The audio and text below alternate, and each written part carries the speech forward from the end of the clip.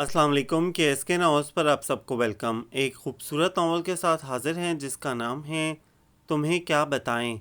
Novel के writer हैं इकबाल बानो। चलें नावल के जानिब बढ़ते हैं।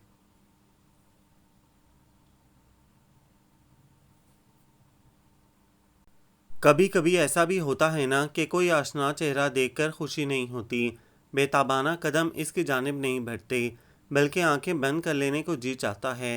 ऐसा तभी होता है जब इस आशना से चेहरे से कोई शर्मिंदगी हो या फिर इसने बहुत दुख दिए हों, अपनी कज अदाइयों की ढेर सारी किरचियाँ कलेजे में चुभई हों। तब इस चेहरे से नफरत हो जाती है ना, दिल नहीं चाहता इसे देखने को भी। और डॉक्टर ज़फ़र हयात को देखकर मेरे जहन ने कहा था, आंखें मीच लो, मत देखो इसकी सिमत नगीना रहमान, वरना पत्थर की हो जाओगी।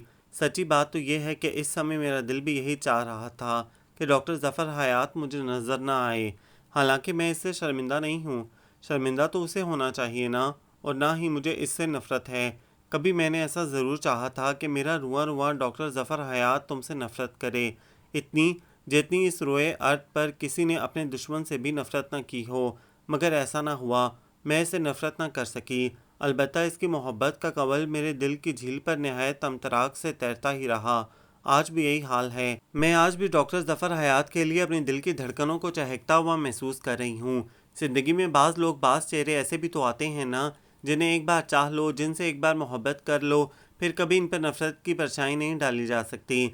नफ़रत करनी तो दूर की बात है, कितनी ही कोशिशें की जाएं। हालांकि कहा जाता है मोहब्बत एक ऐसी दुनिया है जिसमें सुकून और इत्मीनान के बजाय बेचैनी और इज़्तिराब का दौर दौरा है। लेकिन इस बेचैनी और इज़्तिराब में ऐसा कैफ पनाह है जो दुनिया के सुकून व इत्मीनान में नहीं। इतना अरसा गुजर जाने के बाद मैं आज भी मोहब्बत के इसी कैफ में मस्त अलस्त हूँ जो बेचैनी और इज़्तिराब देता है। जज्बे शायद वही रहते हैं, चाहे उम्र की कितनी ही फसीलें पार कर लो, दिल जवान ही रहता है।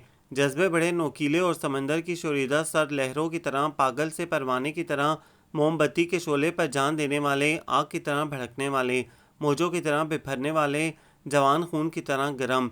कितने ही माह साल बीत जाएं, मगर जज्बों का पागलपन तो ख़त्म नहीं होता, कभी नहीं। और आज भी जब पूरे 13 बरस बीत गए हैं मुझे डॉक्टर ज़फ़र हयात से जुदा हुए, फिर भी मेरी आंखों ने इसे लोगों के हजूम में बारहा खोजा।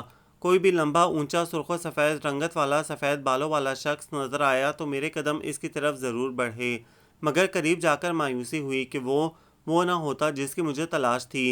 पता नहीं क्यों अनजाने तौर पर मुझे इसकी तलाश थी। हालांकि मुझे आज भी याद है कि इस सुनसान सड़क पर 13 बरस कबल डॉक्टर ज़फ़र हयात ने कहा था, मैं तो उनको नहीं जानता, ये कौन हैं। इस रोज़ मेरे साथ मेरी दोस्त लैला खानम भी थी। इसने मुझे कैसी तेज सिर्फ नज़रों से देखा था, मैं कभी नहीं वो नज़रें भूली। लैला खानम जो मेरी अजीज़ जान दोस्त थी, किस कदर तमस्खर से मुझे देख रही थी। फिर मैंने कितनी बार चाहा कि तुमसे तन्हा मिलूं। हाँ डॉक्टर ज़फ़र हयात, फिर तुमसे पूछूं, तुमने मुझको पहचाना। मगर ज़फ़र हयात से मेरी मुलाकात ना हो सकी, और आज अचानक बिल्कुल ही एकदम वो मुझे कमांडर हुमायूं के साथ मेस में नज़र आ गया। इतने अरसे बाद इसे देखकर मेरे दिल के समंदर में जवार भाटा तो आना ही था ना। आंखें बार बार इसे देखना चाहती थीं। वो आज भी वैसा ही स्मार्ट था। अपनी स्मार्टनेस से तो वो आज के जवानों को भी मात करता था। अपनी उम्र से कम 15 बरस तो कम ही नज़र आ रहा था, और मेरी नज़रें इसी की तरफ देख रही थीं।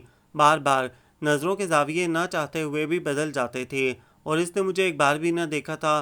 तभी मैंने सुना बेस कमांडर शौकत मिर्ज़ा की फ़्रेंच बीवी फ़्लाइट लेफ्टिनेंट वारिस महमूद से कह रही थी, बेगम शौकत को उर्दू बोलने का बहुत शौक़ है, और इसके खूबसूरत लबों से उर्दू लगती भी बहुत अच्छी है। वारिस तुम हीर सुनाओ, वारिस तुम हीर सुनाओ।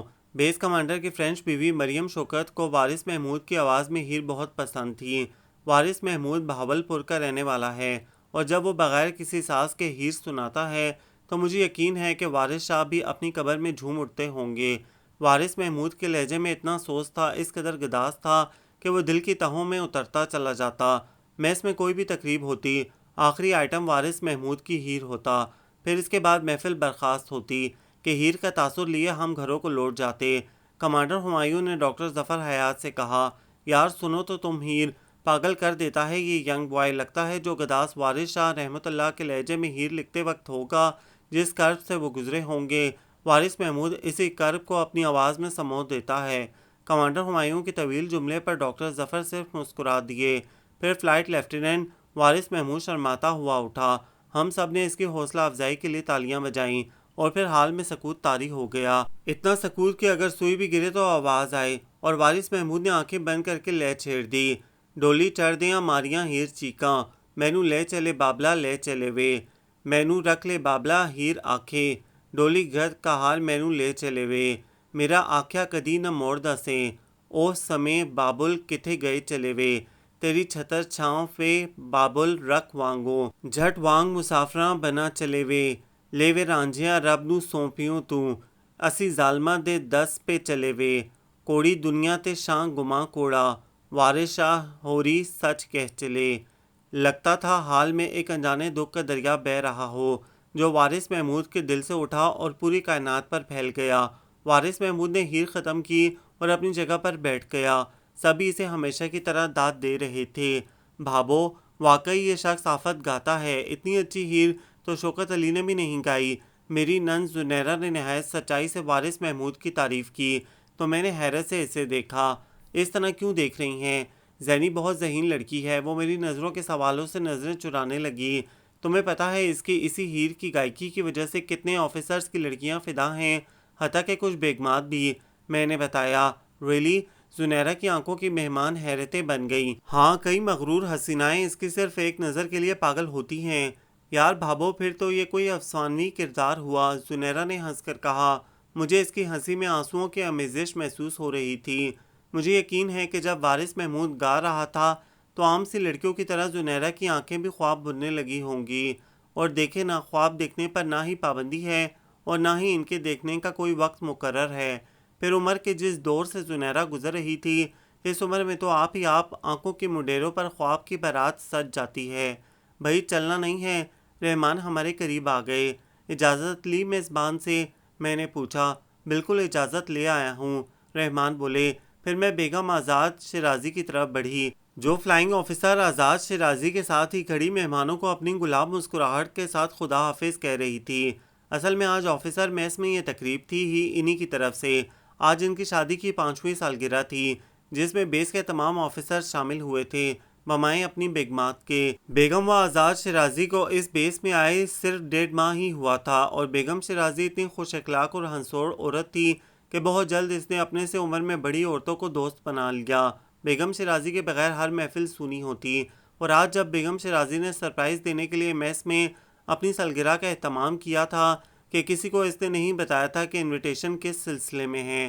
سبھی خالی ہاتھ آئے تھے، کوئی بھی تو گفٹ نہ لایا تھا، اور آزاد شیرازی ہر ایک سے یہی کہتا پھر رہا تھا، ہمیں تحائف کی ضرورت نہیں، ہم دونوں ہی ایک دوسرے کا تحفہ ہیں، اور آپ لوگوں کی بے اند دعائیں ہمارے لیے بیش بہا دولت ہیں۔ آزاد شیرازی کا لہجہ سچائیوں میں گندا ہوا تھا، اور اب سبھی مہمان انہیں دعائیں دیتے ہوئے رخصت ہو رہے تھے۔ میں بھی جب رحمان اور زنیرہ کے ساتھ باہر آ رہی تھی تو میرے قدم رک گئے بے اختیار ہی۔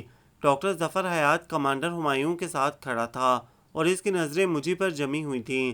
اس کی آنکھوں میں شناسائی کی چمک ایک لہجے کے لیے، بس ایک ثانیے کے لیے میں نے ابھرتی محسوس کی تھی، وہ چمک، اور پھر وہاں سے وہ چمک معدوم ہو گئی۔ میرا جی چاہا ڈاکٹر ظفر حیات کو دونوں بازوؤں سے پکڑ کر جھنجھوڑ ڈالوں۔ تم اس قدر بزدل کیوں ہو؟ برملا اظہار کیوں نہیں کرتے کہ تم مجھے جانتے ہو، بلکہ بہت اچھی طرح جانتے ہو، اتنی اچھی طرح کہ کوئی دوسرا شخص یہ دعویٰ نہیں کر سکتا، مگر میرے دل کے جملے لبوں پر نہ آ سکے۔ ہائے رحمان، جا رہے ہو؟ کمانڈر ہمایوں نے کہا۔ ہاں یار، جانے ہی کے لیے بندہ آتا ہے، رحمان اپنی ازلی بزلہ سنجی کے ساتھ بولے۔ ہمیں ان کے قریب ہی سے گزرنا تھا۔ اس لمحے میرا جی چاہا ہم دوسرے گیٹ سے باہر نکلیں، مگر رحمان اور زنیرہ آگے بڑھ چکے تھے، مجھے بھی انہی کا ساتھ دینا تھا۔ میری پشت جل رہی تھی، مجھے یقین تھا کہ ڈاکٹر ظفر حیات کی نظریں میری پشت پر جمی ہوئی ہیں۔ میرے پورے وجود میں بھانبٹ جلنے لگے۔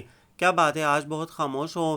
رحمان نے موٹر سٹارٹ کرتے ہوئے میری طرف جھک کر پوچھا۔ نہیں تو، میں نے زبردستی اپنے ہونٹ پھیلا لیے۔ زینی، آج تمہاری بھابھی کا موڈ آف ہے نا؟ رحمان نے گردن موڑ کر پچھلی سیٹ پر بیٹھی زنیرہ سے پوچھا۔ مجھ سے تو خوب بولتی رہی ہیں، آپ کے سامنے بولتی بند ہو جاتی ہے شاید۔ زنیرہ کے برجستہ جواب پر رحمان ہنس دیے اور میں بھی مسکرا دی۔ رحمان نے کار آگے بڑھائی۔ مجھے نیند آ رہی ہے رحمان، میں نے اپنی خاموشی کی وجہ بتائی تو رحمان نے کار کی سپیڈ بڑھا دی۔ امرتا اور عمیر کے کمرے میں جا کر انہیں دیکھا، وہ دونوں ہی نیند میں تھے اور آیا بھی انہی کے قریب لیٹی ہوئی تھی۔ سو گئے دونوں؟ میں نے پوچھا۔ جی بیگم صاحب، نورا نے کہا۔ میں نے امرتا اور عمیر کی پیشانی چومی، دونوں کے کمبل درست کیے اور ان کے کمرے سے نکل آئی۔ میں اپنی خوابگاہ میں آئی تو رحمان سلیپنگ سوٹ پہن کر بیڈ پر دراز تھے۔ میں نے میک اپ اور زیور اتارا، پھر منہ ہاتھ دھویا۔ لوشن بازوؤں اور چہرے پر لگا رہی تھی کہ رحمان بولے، اس وقت تو تمہیں سخت نیند آ رہی تھی، یہ بھی ضروری ہے رحمان، اگر میں میک اپ صاف نہ کروں تو پتہ ہے چہرے پر دانے نکل آئیں گے، پھر تم کرتی کیوں ہو؟ مجھے تو یوں ہی اچھی لگتی ہو، تمہارے ہی حوالے سے کرتی ہوں۔ اگر ٹپ ٹاپ میں نہ رہوں تو لوگ یہی کہیں گے کہ اسکواڈرن لیڈر رحمان نیازی کی وائف کے پاس تو میک اپ کا سامان ہی نہیں، علم مینرڈ خاتون ہے، اتنے بڑے آفیسر کی بیوی کو سلیقہ ہی نہیں، واہ تقریر اچھی کر لیتی ہو۔ رحمان کے لہجے میں شوخی تھی۔ عورت اپنے دفاع کے لیے لفظوں کی دیوار کھڑی کرنے میں دیر نہیں کرتی۔ میں رحمان کی بات پر مسکرا دی۔ اگر عورت کے لفظوں کی دیوار کا حصار اپنے گرد قائم نہ کرے تو تم مرد ہی اپنی تیز صفت لفظوں سے اسے لہو لہان کر دو۔ یہ جملہ میں نے سوچا ضرور مگر لبوں تک نہ لا سکی۔ لائٹ آف کر کے میں نے زیرو کا بلب چلایا اور بیڈ پر آ گئی۔ رحمان آنکھیں موندے کروٹ لیے لیٹے تھے۔ ایک بے نام سی خاموشی ہم دونوں کے درمیان بہہ رہی تھی۔ میرا دل بھی چاہ رہا تھا کہ مجھ سے اس سمے کوئی بات نہ کرے، میری سماعتوں میں کوئی رس نہ گھولے، کہ درد کی تلخ اور تکلیف دے، مگر میٹھی سی لہر دل سے اٹھی تھی اور میرے پورے وجود کو آکٹوپس کی طرح جکڑے ہوئے تھی، اور آج یہ درد بھی مجھے اچھا لگ رہا تھا۔ کبھی کبھی ایسے درد من کو بھاتے ہیں، یہ میٹھا میٹھا درد روح کو ایک اطمینان اور سرشاری بخش دیتا ہے۔ تو ڈاکٹر ظفر حیات، تم اب بھی اس شہر میں موجود ہو، مگر کب آئے اس شہر میں واپس؟ یہی شہر بے درد جہاں میرا دل پہلی بار دھڑکا تھا۔ میں نے ڈاکٹر ظفر حیات تم کو اپنی حیات کی سب سے بڑی خواہش سمجھ لیا تھا، مگر وہ تو میری زندگی کی سب سے بڑی حسرت نکلی۔ آج تم 13 برس بعد میرے سامنے آئے ہو تو پتہ نہیں کیوں بار بار وہ لمحے میرے ذہن کے دروازے پر دستک دے رہے ہیں جن کا ناطہ تم سے تھا۔ ان یادوں نے میرا پلو تھام لیا ہے جو صرف تمہارے نام سے موسوم ہیں۔ وہ سارے غم تازہ ہو گئے ہیں جو تم نے مجھے دیے تھے، میرے زخم بلبلا رہے ہیں۔ آج ٹیسیں اٹھ رہی ہیں زخموں میں۔ تم شاید سب کچھ بھول گئے ہو، مگر ڈاکٹر ظفر حیات میں تو کبھی بھی کچھ نہ بھول پائی۔ تم میری زندگی میں آنے والے پہلے مرد تھے۔ بھلا تمہیں تمہاری باتیں، یادیں، تمہارا انداز بھول سکتی تھی؟ کبھی نہیں۔ ڈاکٹر ظفر حیات، تم ہی نقش آخر بھی بن گئے۔ یقین کرو رحمان کا کوئی بھی نقش میرے ذہن و دل پر نہ بن سکا۔ وہ میرے اس قدر قریب ہوتا ہے مگر میں پھر بھی خلیج محسوس کر رہی ہوں۔ شادی کے بعد ایک سمجھوتا ہوا تھا، ایک عہد تھا جو میں نے خود سے کیا تھا، اسی کو نبھا رہی ہوں۔ جس روز رحمان نیازی کی سیج سجائی تھی وہ عہد آپ ہی آپ ہو گیا تھا۔ یہی میرا گھر ہے اور یہی شوہر ہے۔ اور ڈاکٹر ظفر حیات، پورے 11 برس ازدواجی زندگی گزارنے کے بعد میں رحمان کو وہ جگہ نہ دے سکی، وہ مقام اس کا نہ ہو سکا جو تمہارا ہے۔ شوہر صرف شوہر ہی ہوتا ہے، محبوب نہیں بن سکتا۔ بے اختیاری میں میری آنکھوں میں سامن اتر آیا۔ نگو، رحمان نے مجھے ہمیشہ کی طرح نہایت پیار سے پکارا مگر میں نے کوئی جواب نہیں دیا۔ کیا سو گئی ہو؟ رحمان نے میرے بازو کو چھو کر کہا۔ نہیں تو۔ میری آواز ہی نہ نکل رہی تھی۔ یار میں ایک بات سوچ رہا تھا، رحمان پرسوچ لہجے میں بولے۔ کیا بات ہے؟ میرا لہجہ سپاٹ تھا۔ شادی سے پہلے تم شاعری کرتی تھی نا؟ رحمان نے پوچھا۔ ہاں کرتی تھی، میں کچھ سمجھے بغیر بولی۔ اب پھر شروع کر دو۔ کیوں؟ میں نے نہایت حیرت سے پوچھا۔ میرا جی چاہتا ہے یار، وہ ہے نا وارث محمود، جب ہیر گاتا ہے تو میرا جی چاہتا ہے کہ تم کوئی ایسی غزل لکھو جو وہ گائے، تمہارے لفظوں کو وہ زبان دے۔ تم دیکھو وارث شاہ کے لفظوں کو وہ زندہ کر دیتا ہے۔ رحمان عجیب سی کیفیت میں بول رہے تھے۔ میں تو سمجھتی تھی وارث کی گائی ہیر پر صرف خواتین ہی لٹو ہیں، پتہ چلا کہ ہمارے مرد بھی پیچھے نہیں، وہ گاتا ہی اس قدر اچھا ہے۔ بس تم کوئی غزل لکھو، میں وارث سے کہوں گا وہ اس کی اپنے طور پر لے بنائے اور گائے۔ وہ ضدی انداز میں بولے۔ مجھ سے نہیں لکھی جائے گی۔ میں نے فوراً ہار مانی۔ وجہ؟ رحمان نے غرا کر کہا۔ رحمان، شعر کوئی مٹی کا برتن تو نہیں جسے فوراً گھڑ لیا جائے۔ یہ جذبے تو دل میں ابھرتے ہیں، ان میں درد شامل ہوتا ہے، پھر ایک عجیب سی کیفیت ہوتی ہے جسے میں تو کوئی نام نہیں دے سکتی۔ بس اسی کیفیت میں شعر بارش کی طرح اترتے ہیں۔ مگر جب سے شادی ہوئی ہے تم نے کچھ بھی نہیں لکھا۔ وہ بولے۔ بس جمود ہی سا طاری ہو گیا۔ میں بے پرواہی سے بولی۔ اس جمود کی وجہ؟ رحمان، شعر کسی بھی دکھ کی وجہ سے لکھے جاتے ہیں، ہم اپنے اندر کا دکھ لفظوں میں سمو دیتے ہیں۔ اور رحمان، تم نے شادی کے بعد مجھے اتنی توجہ دی، اس قدر خوشیاں دیں، بے شمار قربتیں دیں، محبتیں دیں، میں تمہارے علاوہ تو کچھ اور سوچ ہی نہ سکی، پھر شعر کیسے کہتی؟ شادی سے پہلے تمہیں کیا دکھ تھا؟ رحمان کے لہجے میں شک کے ناک کی پھنکار تھی۔ مجھے علم تھا کہ وہ یہ سوال ضرور کریں گے، نہایت اعتماد سے مجھے جواب دینا تھا۔ ذرا بھی میرا لہجہ لڑکھڑاتا تو میری 11 سالہ ازدواجی زندگی کی دیوار میں ضرور دراڑ آ جاتی۔ رحمان، میں نے ان کے بالوں میں انگلیاں پھیرتے ہوئے پکارا، اور پھر میں نے زیب داستان کے لیے ایک فرضی داستان گھڑی، حالانکہ میں کبھی تنہائی کا شکار نہیں رہی۔ بھائی بھابھیاں جان چھڑکتے ہیں، مگر شوہر کو مطمئن کرنے کے لیے کچھ کہنا ہی تھا۔ میں نے کہا مجھے یہ دکھ کم تھا کہ میں اپنے والدین کی اکلوتی اولاد تھی، 7 بھائیوں کی اکلوتی بہن۔ میری کوئی بہن نہ تھی جس سے میں کھیل سکتی، لڑ بھڑ سکتی۔ بھائی بہت چاہتے تھے، اور جب ان کی شادیاں ہوئیں تو میں پسے پشت چلی گئی، اور بھائیوں کو بھابھیوں کی ناز پرداریوں ہی سے فرصت نہ تھی۔ میں بچپن ہی سے بہت حساس تھی، میں چاہتی تھی کہ بھائی پہلے کی طرح مجھ پر توجہ دیں، آفس سے گھر آتے ہی سب سے پہلے میرے کمرے میں آئیں، مجھے آوازیں دیتے پھریں، مجھے گھمانے لے جائیں، مگر وہ آفس سے آتے تو اپنے کمروں میں گھس جاتے اور اپنی بیویوں کو لے کر شام کو آؤٹنگ کے لیے چلے جاتے۔ مجھے بالکل ہی نظر انداز کر دیا جاتا، اور رحمان، یہ نظر انداز کیے جانے کا دکھ میرے دل میں ایسا اترا کہ پھر میں شعر کہنے لگی۔ میری غزلوں نظموں کا موضوع ایک ہی تھا، محبت، جس میں بے تحاشا دکھ ملے تھے مجھے۔ میں نے تو بھائیوں کی محبت دیکھی تھی، انہی کی بے توجہی برداشت نہ ہوتی تو ابو کے سینے سے سر ٹکا کر بے تحاشا رو لیتی، یا پھر شعر کہتی۔ میں جو سمجھتی تھی بھائیوں کی شادیاں ہوں گی، بھابیاں آئیں گی تو میری تنہائیاں کم ہو جائیں گی، مگر ایسا نہ ہوا، بلکہ میں تو اور زیادہ ہی تنہا ہو گئی۔ اور رحمان، شادی کے بعد تم نے اتنی محبت دی، پیار دیا، میری تنہائیوں کو ختم کیا، میری ساری تشنگیاں ختم ہو گئیں۔ اور رحمان، جب انسان مطمئن ہو جائے تو وہ تخلیق نہیں کر سکتا۔ تو تم مطمئن ہو؟ رحمان کے لہجے میں شوخی تھی، بہت زیادہ۔ میں نے دھڑلے سے جھوٹ بولا، بھلا مطمئن لوگوں کی شکل میرے جیسی ہوتی ہے؟ ذرا خول چٹک جائے تو سب کچھ روشن ہو جائے۔ پھر بھی یار کوشش تو کرو، کچھ لکھو۔ رحمان بضد تھے کہ میں ضرور لکھوں، کروں گی کوشش، وعدہ۔ رحمان نے میرے ہاتھ پر ہاتھ رکھ دیا۔ رحمان، وعدے پورے نہیں ہوتے، کوششیں بارآور ثابت ہوتی ہیں۔ میں نے ہولے سے کہا، چلو بھائی، جیسی تمہاری مرضی، اب سو رہو کہ مجھے بھی سخت نیند آ رہی ہے۔ رحمان نے کروٹ لے لی، اور پھر چند لمحوں بعد ہی انہیں نیند آ گئی کہ رحمان نیند کے بہت کچے ہیں، یا شاید مطمئن لوگ ایسے ہی ہوتے ہیں، بستر پر لیٹتے ہی نیند ان کی آنکھوں میں اتر آتی ہے، مگر ہمیشہ میری آنکھوں سے نیند دور رہتی ہے۔ گھنٹوں آنکھیں موندے لیٹی رہتی ہوں، سوچیں، یادیں ذہن کے طاق پر دیوں کی طرح موجود ہوتی ہیں، مگر ان یادوں سے پیچھا چھڑا کر گھر، رحمان اور بچوں کے بارے میں سوچنا شروع کر دیتی ہوں۔ مگر آج میری یادیں پھر چھپ دکھلا رہی ہیں۔ میرے شوہر نے میرے کنوار پن کی ایک اور راکھ کریدی ہے، وقت کی قبر سے ایک اور یاد سامنے آ گئی ہے۔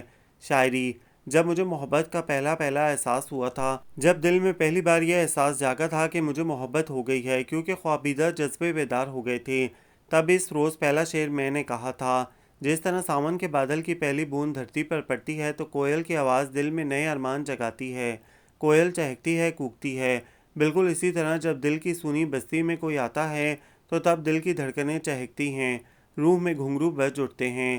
میری زندگی میں بھی ایسا موقع آیا تھا جب موج در موج بہاروں کے قافلے میرے دل کے ایوانوں میں اتر آئے تھے۔ بہاروں کے رنگ میرے چہرے اور آنکھوں میں صاف دیکھے جا سکتے تھے، لگتا تھا میرے قدموں تلے پھول بچھ گئے ہوں، اپنا آپ اچھا لگنے لگا تھا۔ اور ایسا تب ہوا تھا ڈاکٹر ظفر حیات، جب تم، بہار کا پہلا جھونکا، بارش کا پہلا قطرہ، سورج کی پہلی کرن بن کر میری زندگی میں داخل ہوئے۔ میں نے تمہیں کسی قیمتی موتی کی طرح اپنے دل کے سیپ میں بند کر لیا۔ میں جو مرد مار قسم کی لڑکی تھی، بے دریغ، منہ پھٹ اور بدتمیز۔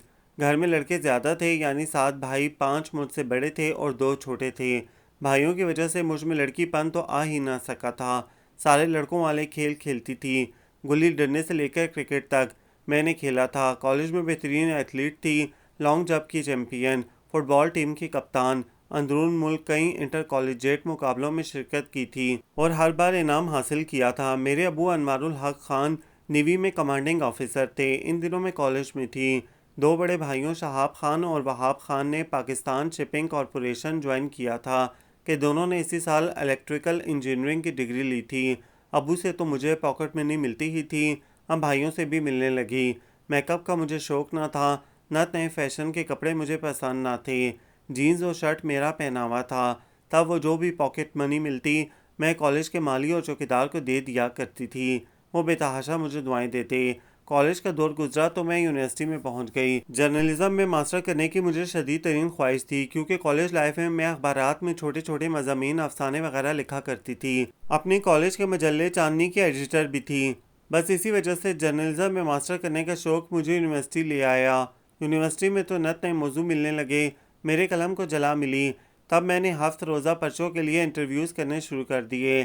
میرا حلقہ احباب بھی خاصا وسیع ہو گیا تھا، اپنے ڈپارٹمنٹ کے علاوہ دوسرے ڈپارٹمنٹ کی لڑکیوں سے بھی میری ہائی ہیلو تھی۔ اپنی کلاس میں تو لیلا خانم میری بہترین دوستوں میں تھیں۔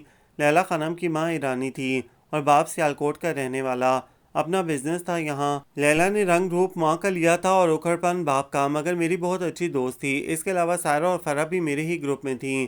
ہم چاروں کا ایسا گروپ تھا کہ جس میں کسی اور کی گنجائش نہ تھی۔ مڈ ٹرم کی تاریخ آ چکی تھی، ہم لوگ لائبریری میں زیادہ وقت گزارنے لگے تھے۔ وہیں میری دوستی فلاسفی ڈپارٹمنٹ کی سبیحہ شاہ سے ہو گئی۔ بقول اس کے وہ میرے آرٹیکل نہایت شوق سے پڑھتی ہے اور میں اس فیلڈ میں نیا پرندہ تھی۔ اپنی تعریف پر بھلا میں کس طرح خوش نہ ہوتی۔ سبیحہ شاہ کے ساتھ اس کی دوستوں انیلا اور ذکیہ سے بھی میری دوستی ہو گئی۔ جب بھی ان تینوں کو موقع ملتا تو ہمارے ڈپارٹمنٹ مجھے تلاشتی آ جاتی، ورنہ ہم لوگ کیفیٹیریا اور لان پر ہی ملتے تھے۔ یار نگو، تم ہمارے پسندیدہ پروفیسر کا انٹرویو کرو نا۔ ایک روز جب ہمارا سارا گروپ ریفریشوں پر کھڑا اورنج جوس پی رہا تھا کہ سبیحہ شاہ نے مجھے کہا، کیا کرتے ہیں تمہارے پروفیسر؟ میں نے پوچھا، ہمیں پڑھاتے ہیں۔ جس طرح میں نے بیتو کا سوال کیا تھا اسی طرح اس نے مجھے جواب بھی دیا۔ میرا مطلب تھا کہ بھائی انہوں نے برلن یونیورسٹی سے فلسفے میں ڈاکٹریٹ کیا ہے اور یہ کہ بہت ہی اچھا پڑھاتے ہیں، بالکل دوستوں کی طرح رہتے ہیں، طلبہ کی ہر معاملے میں ہیلپ کرتے ہیں۔ اس معاملے میں بھی؟ فرح نے شرارت سے پوچھا۔ کون سا معاملہ؟ سبیحہ نے حیرت سے کہا۔ وہ تو پوری یونیورسٹی میں ایک ہی سر ہوں گے۔ میں ہنس دی۔ کون سے؟ انیلا کا لہجہ اشتیاق بھرا تھا۔ یار سنا ہے کہ فائنل میں ایک لڑکا اور لڑکی ایک دوسرے کو پسند کرتے تھے، تو پروفیسر حیدر زمان خود اس لڑکی کے والدین سے جا کر ملے۔ نہیں یار، سبیحہ مان ہی نہ رہی تھی۔ بھائی قسم سے وہ اس کا رشتہ لے کر گئے۔ تو لڑکے کے ماں باپ نہیں ہیں؟ انیلا نے پوچھا۔ ہیں، مگر وہ لوگ ٹوبا ٹیک سنگھ میں رہتے ہیں۔ تو یہ نیک کام سر حیدر زمان نے کیا، کیونکہ لڑکی کے اور پروپوزل آئے ہوئے تھے۔ جب تک لڑکے کے والدین آتے وہ کسی اور کی ڈولی چڑھ جاتی، تو سر حیدر زمان نے جا کر کہہ دیا یہ شادی نہیں ہو سکتی۔ لیلا خانم نے مزے لے کر وہ واقعہ سنایا تو سبھی ہنس دیے۔ اچھا تم اپنے پروفیسر کا بتا رہی تھیں؟ میں نے بات پھر وہیں سے شروع کی۔ ہاں، وہ پاکستان اسٹوڈنٹ فیڈریشن کے عہدیداروں میں سے ہیں، سبیحہ بتا رہی تھی۔ مگر وہ تو اسٹوڈنٹ نہیں ہیں۔ یار بس یہ سمجھ لو کہ یونیورسٹی میں جو طلبہ ہیں نا، اس فیڈریشن کے ان پر نظر رکھتے ہیں، مگر اساتذہ کو تو سیاست سے الگ رہنا چاہیے، خصوصاً طلبہ تنظیموں سے۔ یہ میرا خیال تھا۔ یار سنتا کون ہے؟ اور سارے ہی اساتذہ مختلف طلبہ تنظیموں سے اٹیچ ہیں۔ بس تم ڈاکٹر ظفر حیات کا انٹرویو کرو، سبیحہ نے حکم دینے کے سے انداز میں کہا۔ بہتر جو حکم، میں نے سر جھکا کر کہا۔ یار نگو، تو انہیں دیکھ تو کیا غضب کی پرسنالٹی ہے ان کی، انیلا سسکی لے کر بولی۔ یہ تو ان کے پیروں کے عاشق ہے، ذکیہ ہنسی۔ کیا مطلب؟ میں نے حیرت سے پوچھا۔ ڈاکٹر ظفر کے پاؤں بہت خوبصورت ہیں، سیاہ پٹیوں والی چپل میں ان کے پیر اتنے حسین لگتے ہیں کہ بس وہ جب بھی کلاس لیتے ہیں تو پیروں کو چپل سے آزاد کر لیتے ہیں۔ میں تو بس ان کے پاؤں ہی دیکھتی رہتی ہوں، انیلا نے بتایا۔ یعنی لیکچر نہیں سنتی؟ تم اگر ان کے پیر دیکھ لو تو پاگل ہو جاؤ۔ جی نہیں، ایک ہی پاگل بہت ہے، میں ہنسی۔ تو تم انٹرویو لو گی؟ سبیحہ نے کہا۔ مجھے تم ان سے ٹائم لے دو، پھر لیں گے، میں نے بے پرواہی سے کہا۔ حالانکہ میرا قطعی موڈ نہیں تھا کہ میں ڈاکٹر ظفر حیات کا انٹرویو کروں، مگر میری دوست کی خواہش تھی، اس لیے میں راضی ہو گئی۔ پھر سبیحہ نے ان سے انٹرویو کے لیے وقت لیا اور مقررہ وقت پر میں بمائے فوٹوگرافر کے ڈاکٹر ظفر حیات کے آفس پہنچ گئی۔ سبیحہ شاہ بھی میرے ساتھ ہی تھی۔ میرے سامنے بہت ہی ڈیسنٹ شخص تھا، سرخ و سفید رنگت، لمبا قد، اسمارٹ جسم، عمر 40 کے لگ بھگ، بہاریں تو ضرور دیکھ چکی ہوگی۔ فلسفیوں جیسے بکھرے بڑے ہوئے بال جو کنپٹیوں سے سفید ہو چکے تھے، روشن پیشانی، آنکھوں میں ذہانت کی چمک، لبوں پر مسکراہٹ بکھیرے، وہ مجھے اپنے آفس میں دیکھ کر اپنی کرسی کھسکا کر اٹھ کھڑے ہوئے۔ آئیے جی، تشریف رکھیے۔ ڈاکٹر ظفر حیات نے اپنی میز کے سامنے رکھی کرسیوں کی طرف اشارہ کیا۔ شکریہ جی، میں اور فوٹوگرافر بیٹھ گئے۔ ارے بھائی سبیحہ آپ بھی بیٹھیں، وہ سبیحہ کو کھڑے دیکھ کر بولے۔ نہیں سر، وہ پروفیسر عابد کی کلاس ہے، میں پھر آ جاؤں گی، سبیحہ نے کہا۔ یہ آپ کے حوالے میری بہت اچھی دوست ہے نگینہ خان۔ ہاں تعارف تو ہے۔ ڈاکٹر ظفر حیات نے میری طرف دیکھا۔ یہ آپ کا انٹرویو کریں گی، سبیحہ نے بتایا، دوسرے لفظوں میں بکھیے ادھیڑیں گی۔ ڈاکٹر ظفر شگفتگی سے بولے اور ان کے کہکے کمرے میں گونج اٹھے۔ تھوڑی دیر ہی میں دوستانہ سا ماحول ہو گیا۔ مجھے بالکل ہی نہ لگا کہ میں ڈاکٹر ظفر سے پہلی بار ملی ہوں۔ وہ میرے سوالوں کے جواب میں بولے اور خوب بولے۔ ان کا لہجہ ایسا تھا جیسے رواں دریا بہہ رہا ہو، علم کا سمندر تھے وہ تو۔ ان کے نظریات اور خیالات بالکل ویسے ہی تھے جیسے کہ میرے تھے۔ ملک کی مشہور سیاسی جماعت کے ساتھ ان کی ساری ہمدردیاں تھیں۔ میں منافق نہیں ہوں، نہ ہی منافقت پسند کرتا ہوں، غلط بات نہ کہتا ہوں اور نہ ہی سننا چاہتا ہوں۔ میرے ایک سوال کے جواب میں وہ بہت پرجوش لہجے میں کہہ رہے تھے، ہم کہتے ہیں ہماری نوجوان نسل بے راہ ہو گئی ہے۔ کبھی ہم ان میں بیٹھے ہیں، ان سے ان کے مسائل پوچھتے ہیں، بس اپنا حکم مسلط کر دیتے ہیں کہ یہ تم نے کرنا ہے، چاہے وہ والدین ہوں، اساتذہ ہوں یا حکومت ہو۔ روزگار میرے نوجوان کے لیے ایک مسئلے کی شکل اختیار کر گیا ہے۔ ڈگریاں تو ہم انہیں دے دیتے ہیں، مگر پھر وہ ڈگریاں لے لے کر پھرتے رہتے ہیں۔ ڈگریاں بوسیدہ ہو جاتی ہیں مگر نوکری نہیں ملتی۔ رشوت اس قدر خام ہے، ایک غریب طالب علم پر اتنا عرصہ تعلیم حاصل کرتے ہوئے اتنا کچھ خرچ ہو جاتا ہے کہ اس کا باپ رشوت کے لیے موٹی رقم نہیں دے سکتا۔ اور رہی سفارش، تو یہ بھی بڑے لوگوں کا کام ہے۔ ہم اپنی نوجوان نسل کے لیے کیا کر رہے ہیں؟ کیا کیا ہے ان کے لیے؟ کچھ بھی نہیں، بلکہ اور راستے تنگ کر دیے ہیں۔ اور آخر انہوں نے بھی تو پیٹ بھرنا ہے۔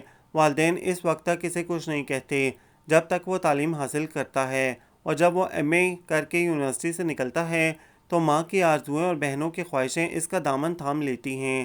جب اسے نوکری نہیں ملتی تو مائیں ہی طعنہ دیتی ہیں، کام کے نہ کاج کے، دشمن اناج کے۔ وہی بہنیں جو پہلے بھاگ بھاگ کر بھائی کے کام کرتی ہیں، اب اس کی آواز سن کر انسنی کر دیتی ہیں۔ پیسہ زندگی نہیں مگر زندگی کی اہم ترین ضرورت ہے مس نگینہ خان، اور ہمیں چاہیے، حکومت کو چاہیے کہ وہ نوجوانوں کے لیے روزگار فراہم کرے۔ اگر نوجوان روزگار کی تلاش میں اندھیرے راستوں پر نکل جاتا ہے تو پھر اسے دوش نہیں دیں، کیا پتہ وہ کتنا جلا کڑا ہوا ہے۔ میرے ملک کا نوجوان یہ نہیں چاہتا کہ وہ ہیروئن بیچے، مگر اسے مجبور کر دیا جاتا ہے کہ وہ یہ کام کرے، کیونکہ اسے نوکری ہی نہیں ملتی تو پھر کیا کرے۔ وہ جوش سے بولتے بولتے رکے تو میں نے فوراً کہا، تو کیا بیچنے کو ہیروئن ہی رہ گئی ہے؟ بہت اچھا سوال ہے مس۔ اگر وہ فٹ پاتھ پر ریڑھی لگاتا ہے تو اس کے کتنے ہی جاننے والے اس کا تمسخر اڑائیں گے۔ تگاری اٹھائے گا تو یہی سوچے گا کہ ماسٹر کر کے بھی یہی کرنا تھا تو جہالت کیا بری تھی۔ اندھیرے راستے ایسے ہیں کہ جہاں بندہ کچھ بھی کرے کوئی دیکھتا تو نہیں۔ تو نوجوان کا مسئلہ، میں نے کہا، صرف روزگار، بغیر کسی رشوت اور سفارش کے۔ ڈاکٹر ظفر حیات نے کہا، اور میں ان کی خوبصورت انگلیوں کے سرخ ناخنوں کو دیکھتی رہ گئی کہ واقعی وہ سچ ہی تو کہہ رہے تھے کہ آج کل کا بڑا مسئلہ ہی روزگار تھا۔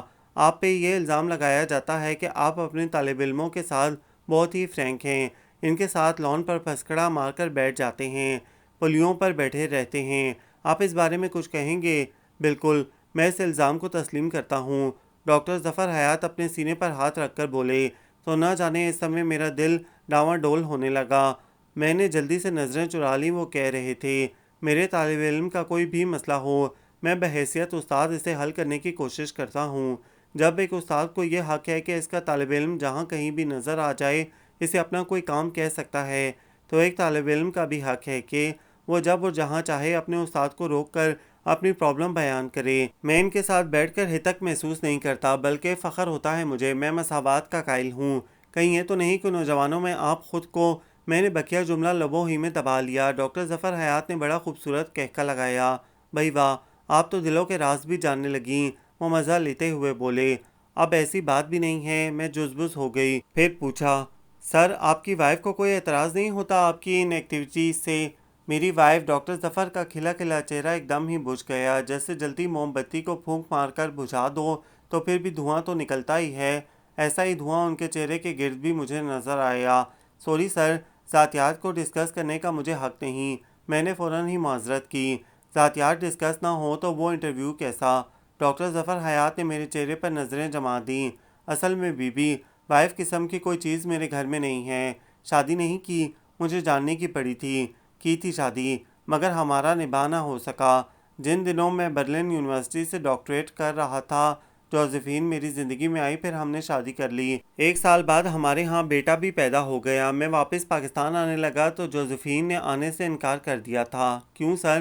وہ بولی، وہ چاہتی تھی کہ میں وہیں رہوں، مجھے وہاں یونیورسٹی سے لیکچرر شپ کی آفر آئی تھی، مگر میں وطن واپس آنا چاہتا تھا۔ جوزفین نے صاف کہہ دیا کہ وہ میرے ساتھ نہیں آ سکتی۔ پھر ہم علیحدہ ہو گئے اور میں طلحہ کو لیے لوٹ آیا۔ طلحہ کو میری ماں ہی نے پالا۔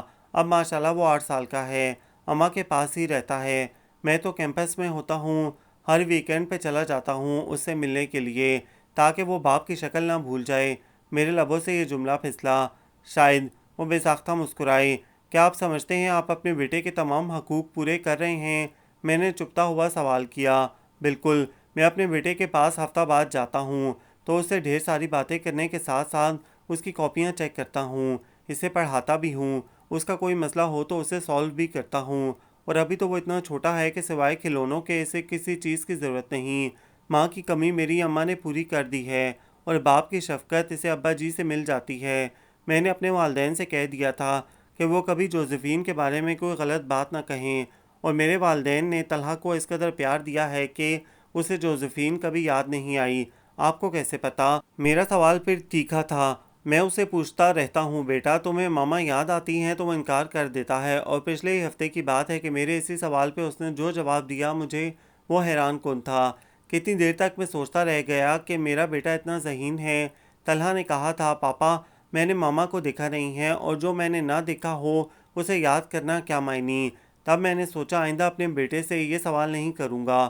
بیٹے کا ذکر کرتے ہوئے ڈاکٹر ظفر حیات کے چہرے پر بہت ہی خوبصورت رنگ بکھرے ہوئے تھے، اور پتہ نہیں کیوں مجھے محسوس ہوا جیسے وہ سارے رنگ میرے آنگن دل میں اترے چلے جا رہے ہوں۔ نرمل نرمل سے رنگ دل کے آنگن کو رنگین کرنے لگے تو میں ایک دم ہی اجازت لے کر اٹھ کھڑی ہوئی۔ سر پوائنٹ چلنے میں صرف 5 منٹ رہ گئے ہیں، آپ کا بھی بہت وقت لیا، بہت شکریہ۔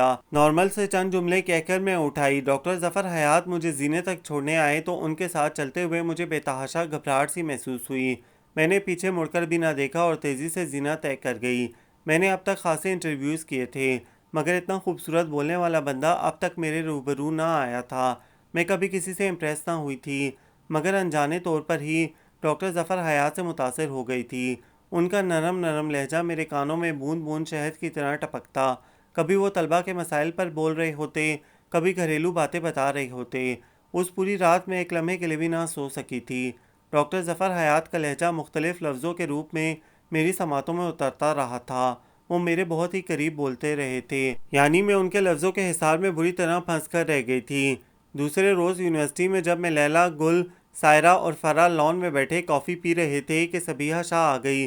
ہو گیا تھا انٹرویو؟ وہ ہاتھ ملاتے ہوئے بولی۔ ہاں، میں سر ہلا کر بولی۔ کیسے لگے ہمارے سر؟ انیلا پوچھ رہی تھی۔ بہت اچھے، بہت نائس، پولائٹ اور ڈیسنٹ ہیں۔ میں جو انتہائی سچی اور کھری لڑکی تھی، نہایت سچائی سے ڈاکٹر ظفر حیات کی تعریف کر دی۔ تم بھی انہیں بہت اچھی لگی ہو، کہہ رہے تھے۔ صبیحہ بھائی مجھے نہیں پتا تھا تمہاری اتنی ذہین دوست ہوگی۔ صبیحہ نے بتایا تو نہ جانے کیوں میری دھڑکنوں نے واویلا مچا دیا۔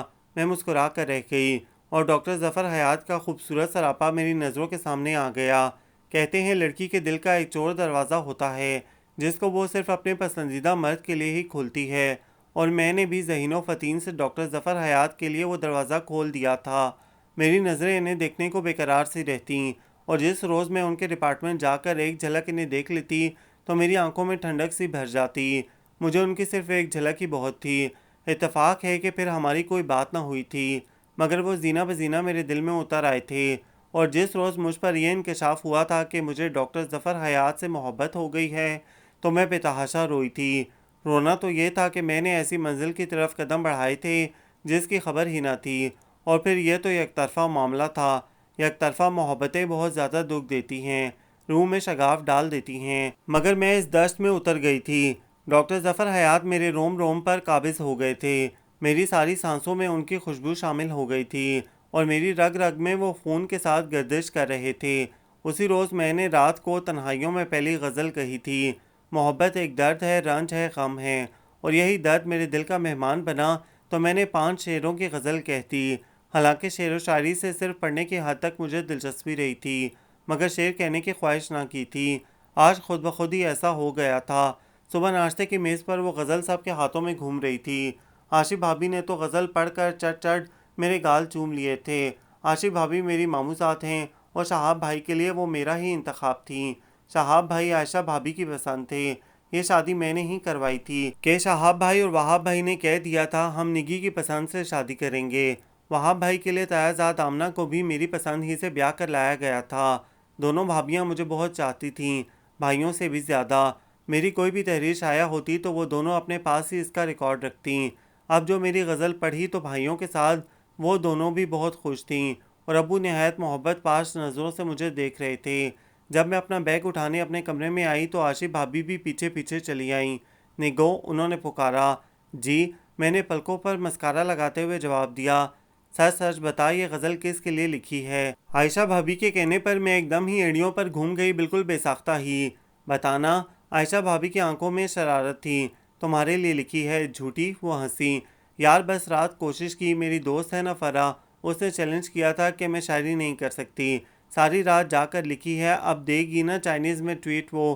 میں نے ہنس کر کہا سچ کہہ رہی ہے؟ عائشہ بھابھی کے لہجے میں شک تھا۔ آپ یقین کریں قسم سے جب بھی کوئی ایسی ویسی بات ہوئی نا تو سب سے پہلے آپ کو بتاؤں گی کہ فلاں بندے کے پاس میرا دل ہے۔ میں نے اطمینان سے جھوٹ بولا۔ واقعی؟ انہوں نے کہا۔ اعتبار محبت کی پہلی شرط ہے مائی ڈیئر کزن۔ میں نے عائشہ بھابھی کا گال نوچ لیا۔ وہ مکہ تان کر آگے بڑھی مگر میں تو دوسری چھلانگ ہی میں کمرے سے باہر تھی۔ ڈاکٹر ظفر حیات کا مقامی ہفت روزہ میں انٹرویو شائع ہوا۔ یہ میری زندگی کا طویل ترین انٹرویو تھا اور اسے میں نے بہت دل سے لکھا تھا، خوب لفاظی بھی کی تھی۔ پرچہ لے کر میں خود ڈاکٹر ظفر کے آفس گئی۔ میں آئی کم ان سر؟ میں دروازے ہی میں رک گئی۔ وہ کوئی کتاب پڑھ رہے تھے۔ آواز پر انہوں نے سر اٹھایا۔ مجھے دیکھ کر ان کے چہرے پر مسکراہٹ بکھر گئی۔ آئیں بھائی آئیں، آپ کو اجازت کی ضرورت تو نہیں ہے؟ وہ بولے شکریہ سر، اجازت تو لینی چاہیے نا مس نگینہ خان۔ کچھ لوگ ایسے بھی ہوتے ہیں نا کہ انہیں اجازت کی ضرورت نہیں ہوتی، وہ جب چاہیں جہاں چاہیں آ جا سکتے ہیں، اور ایسے ہی لوگوں میں آپ بھی شامل ہیں۔ تھینکس سر، عزت افزائی ہے میری، میں نے ہنس کر کہا اور وہ پرچہ ان کی طرف بڑھایا جس میں ان کا انٹرویو چھپا تھا۔ یہ آپ کے لیے۔ اچھا، ویسے میں نے تو رات ہی پڑھا ہے انٹرویو اپنا، آپ نے بہت اچھا لکھا۔ آپ پڑھ چکے؟ میرے لہجے میں مایوسی تھی۔ کل میں اماں کی طرف گیا تھا، میری بہنیں یہ پرچہ پڑھتی ہیں، انہوں نے بتایا تھا شاید کل ہی یہ پرچہ بازار میں بھی آیا ہے۔ انہوں نے بتایا جی۔ مجھے نہ جانے کیوں مایوسی سی ہوئی تھی کہ میں چاہتی تھی انہیں انٹرویو چھپنے کی اطلاع میں ہی دوں، پتہ نہیں یہ خواہش کیوں تھی، اور انہوں نے بھی میرا چہرہ پڑھ لیا۔ بھئی آپ یہ سمجھے کہ مجھے اطلاع ہی آپ نے دی ہے انٹرویو شائع ہونے کی۔ وہ بولے میں غلط باتوں کو غلط ہی سمجھتی ہوں۔ میں منہ بنا کر بولی پھر کیا کیا جائے، میری غلطی ہے کہ میں نے آپ کو بتا دیا، سوری۔ مجھے پتا ہے کہ میرے سوری کہنے سے آپ کے دل کا ملال ختم نہ ہوگا مگر سوری۔ ڈاکٹر ظفر حیات نے میری آنکھوں میں آنکھیں ڈال دیں اور میں تو سپنوں کی ڈگر پر چل نکلی۔ یہ محبت کا جذبہ کتنا من چلا سا جذبہ ہوتا ہے نا، بغیر کسی پلاننگ کے سارے معاملے طے پا جاتے ہیں۔ ڈاکٹر ظفر حیات کی آنکھیں وہ کچھ کہہ رہی تھیں جو میں سننا چاہتی تھی، میری روح ان کی آواز سن رہی تھی۔ لگ رہا تھا جنم جنم کے پیاسے دل ایک ہو گئے ہوں۔ بچھڑنے کا تو خیال ہی سہانے روح تھا۔ میرا دل چاہ رہا تھا میں ڈاکٹر ظفر حیات سے کہوں میں اور تم ایسے کھو جائیں جس طرح ایک دوجے میں ندیاں اور ساگر کھو جاتے ہیں، مگر میں کہہ نہ سکی۔ ان کے اسٹوڈنٹس آ گئے تو میں چلی آئی۔ پھر تو میرے روز ہی ڈاکٹر ظفر حیات کے آفس کے چکر لگنے لگے۔ میں ان کے آفس میں ان سے خوب باتیں کرتی، ملکی سیاست پر، تیسری دنیا کے مسائل پر، بے روزگاری پر۔ میری دوستوں کو بہت الجھن ہوتی جب میں بقول ان کے ڈاکٹر ظفر سے فضول سی بحث کرتی۔ اب انہیں کیا پتا کہ میں اپنے دل کے کون سے جذبے کی تسکین کی خاطر ان کے پاس جاتی ہوں۔ وہ شخص جو میری تنہائیوں کا چپکے سے ساتھی بن گیا تھا میرے دل کی تہوں میں بس گیا تھا۔ اور ایک روز میں نے لیلا خانم سے یہ اعتراف کر لیا میں ڈاکٹر ظفر حیات کے سنگ سنگ چلنا چاہتی ہوں۔ لیلا پاگل ہوئی ہے؟ لیلا خانم تڑک کر بولی مجھے اس سے محبت ہو گئی ہے۔ میں نے بتایا خلل ہے دماغ کا تمہارے، یار کوئی تک ہے تو بابے کی عمر کے بندے سے عشق کر رہی ہے؟ وہ مجھے پسند ہے۔ میں اڑی رہی۔ پسند کے لیے بھی اپنا معیار دیکھنا چاہیے، پتہ ہے کم از کم تجھ سے 19 برس بڑا ہے۔ لیلا نے مجھے سمجھایا چاہے 1900 سال بھی بڑا ہو، بس وہ میری پسند ہے۔ اور کیا تو اس کی پسند ہے؟ لیلا نے پوچھا۔ مجھے یقین ہے کہ میں بھی اس کی پسند ہوں لیلا، اس نے کبھی لبوں سے نہیں کہا مگر اس کی آنکھیں کہتی ہیں۔ مجھے دیکھ کر اس کی آنکھوں میں جو چمک ابھرتی ہے نا۔ میرا جملہ مکمل ہونے سے پہلے لیلا بولی ہوس کی چمک ہوگی۔ شٹ اپ، مارے غصے کے میں کھول کر رہ گئی، میری مٹھیاں بھینچ کر رہ گئی تھیں۔ پھر میں کئی روز تک لیلا خانم سے نہ بولی، حتیٰ کہ سائرہ اور فرح سے بھی بیکاٹ کر دیا تھا۔ کلاس ختم ہوتے ہی میں ڈاکٹر ظفر کے پاس چلی جاتی، ان سے باتیں کرتی، انہیں اپنی غزلیں پڑھواتی۔ وہ غزلیں اور نظمیں پڑھتے ہوئے مسکراتے رہتے، ان کی مسکراہٹ میرے اندر شگوفے چٹخا دیتی۔ یوں ہی بہت سے دن گزر گئے۔ ہم اب فائنل میں آ گئے تھے اور میری محبت، میرا جنون آج بھی زوروں پر تھا۔ ہمارے پیر و مرشد راولپنڈی سے آئے ہوئے تھے اور ابو نے انہیں گھر پہ ہی زبردستی ٹھہرایا تھا۔ سارا دن ہی ان کے معتقدین انہیں سلام کرنے آتے رہتے۔ پیر صاحب مجھ سے تو بہت ہی محبت کرتے تھے۔ ابو کہتے ہیں کہ 5 بھائیوں کے بعد میں انہی کی دعاؤں کے نتیجے میں پیدا ہوئی تھی۔ انہی دنوں میری سالگرہ آ گئی۔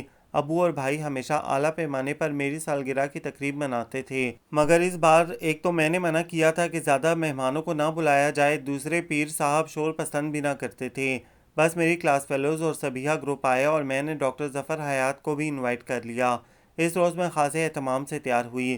میرون پلین سوٹ پر مکیش کے کام کا دوپٹہ لیا، چاندی کا سارا زیور پہنا، سلور چپل میرے گورے پاؤں میں خاصی جچ رہی تھی، بالوں کو بھی نئے سٹائل سے سیٹ کروایا تھا۔ پہلے جو میک اپ سے میری جان جاتی تھی، اس روز میں نے میک اپ بھی کیا تھا۔ پتہ نہیں کیوں خود بخود ہی خوب بننے سنورنے کو جی چاہ رہا تھا۔ عائشہ بھابی اور آمنہ بھابی تو میری سر درد دیکھ کر دنگ رہ گئی تھیں۔ امی نے فوراً مرچیں اتاری تھیں کہ نظر نہ لگے، اور تو اور میرے چھوٹے بھائی سمال نے میرے گال پر تل لگا دیا تھا، باجی نظر نہ لگے۔ مجھے سمال کی اتنی محبت نے پاگل ہی تو کر دیا، میں نے اس کے گال چٹ چٹ چوم لیے، اور ساری لپسٹک لگ گئی۔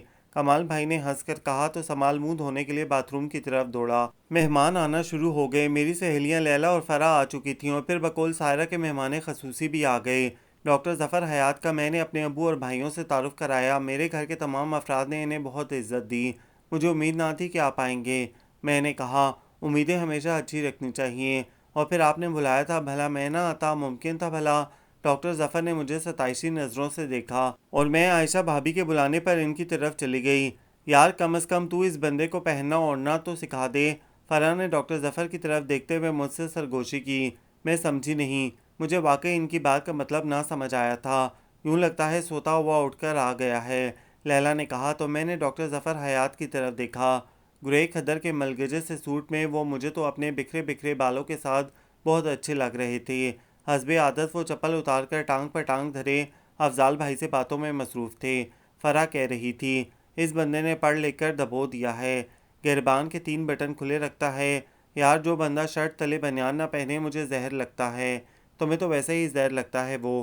میں نے کہا باخدا یہ بات نہیں ہے، تم غلط نہ سمجھا کرو، کم از کم کسی تقریب میں تو شریف بن کر جانا چاہیے نا۔ لیلا جلدی سے بولی وہ جیسا بھی ہے مجھے پسند ہے، آیا سمجھ میں نے توش لہجے میں کہا تو وہ خاموش ہو گئیں۔ پھر میں نے کامتے ہاتھوں سے کیک کاٹا۔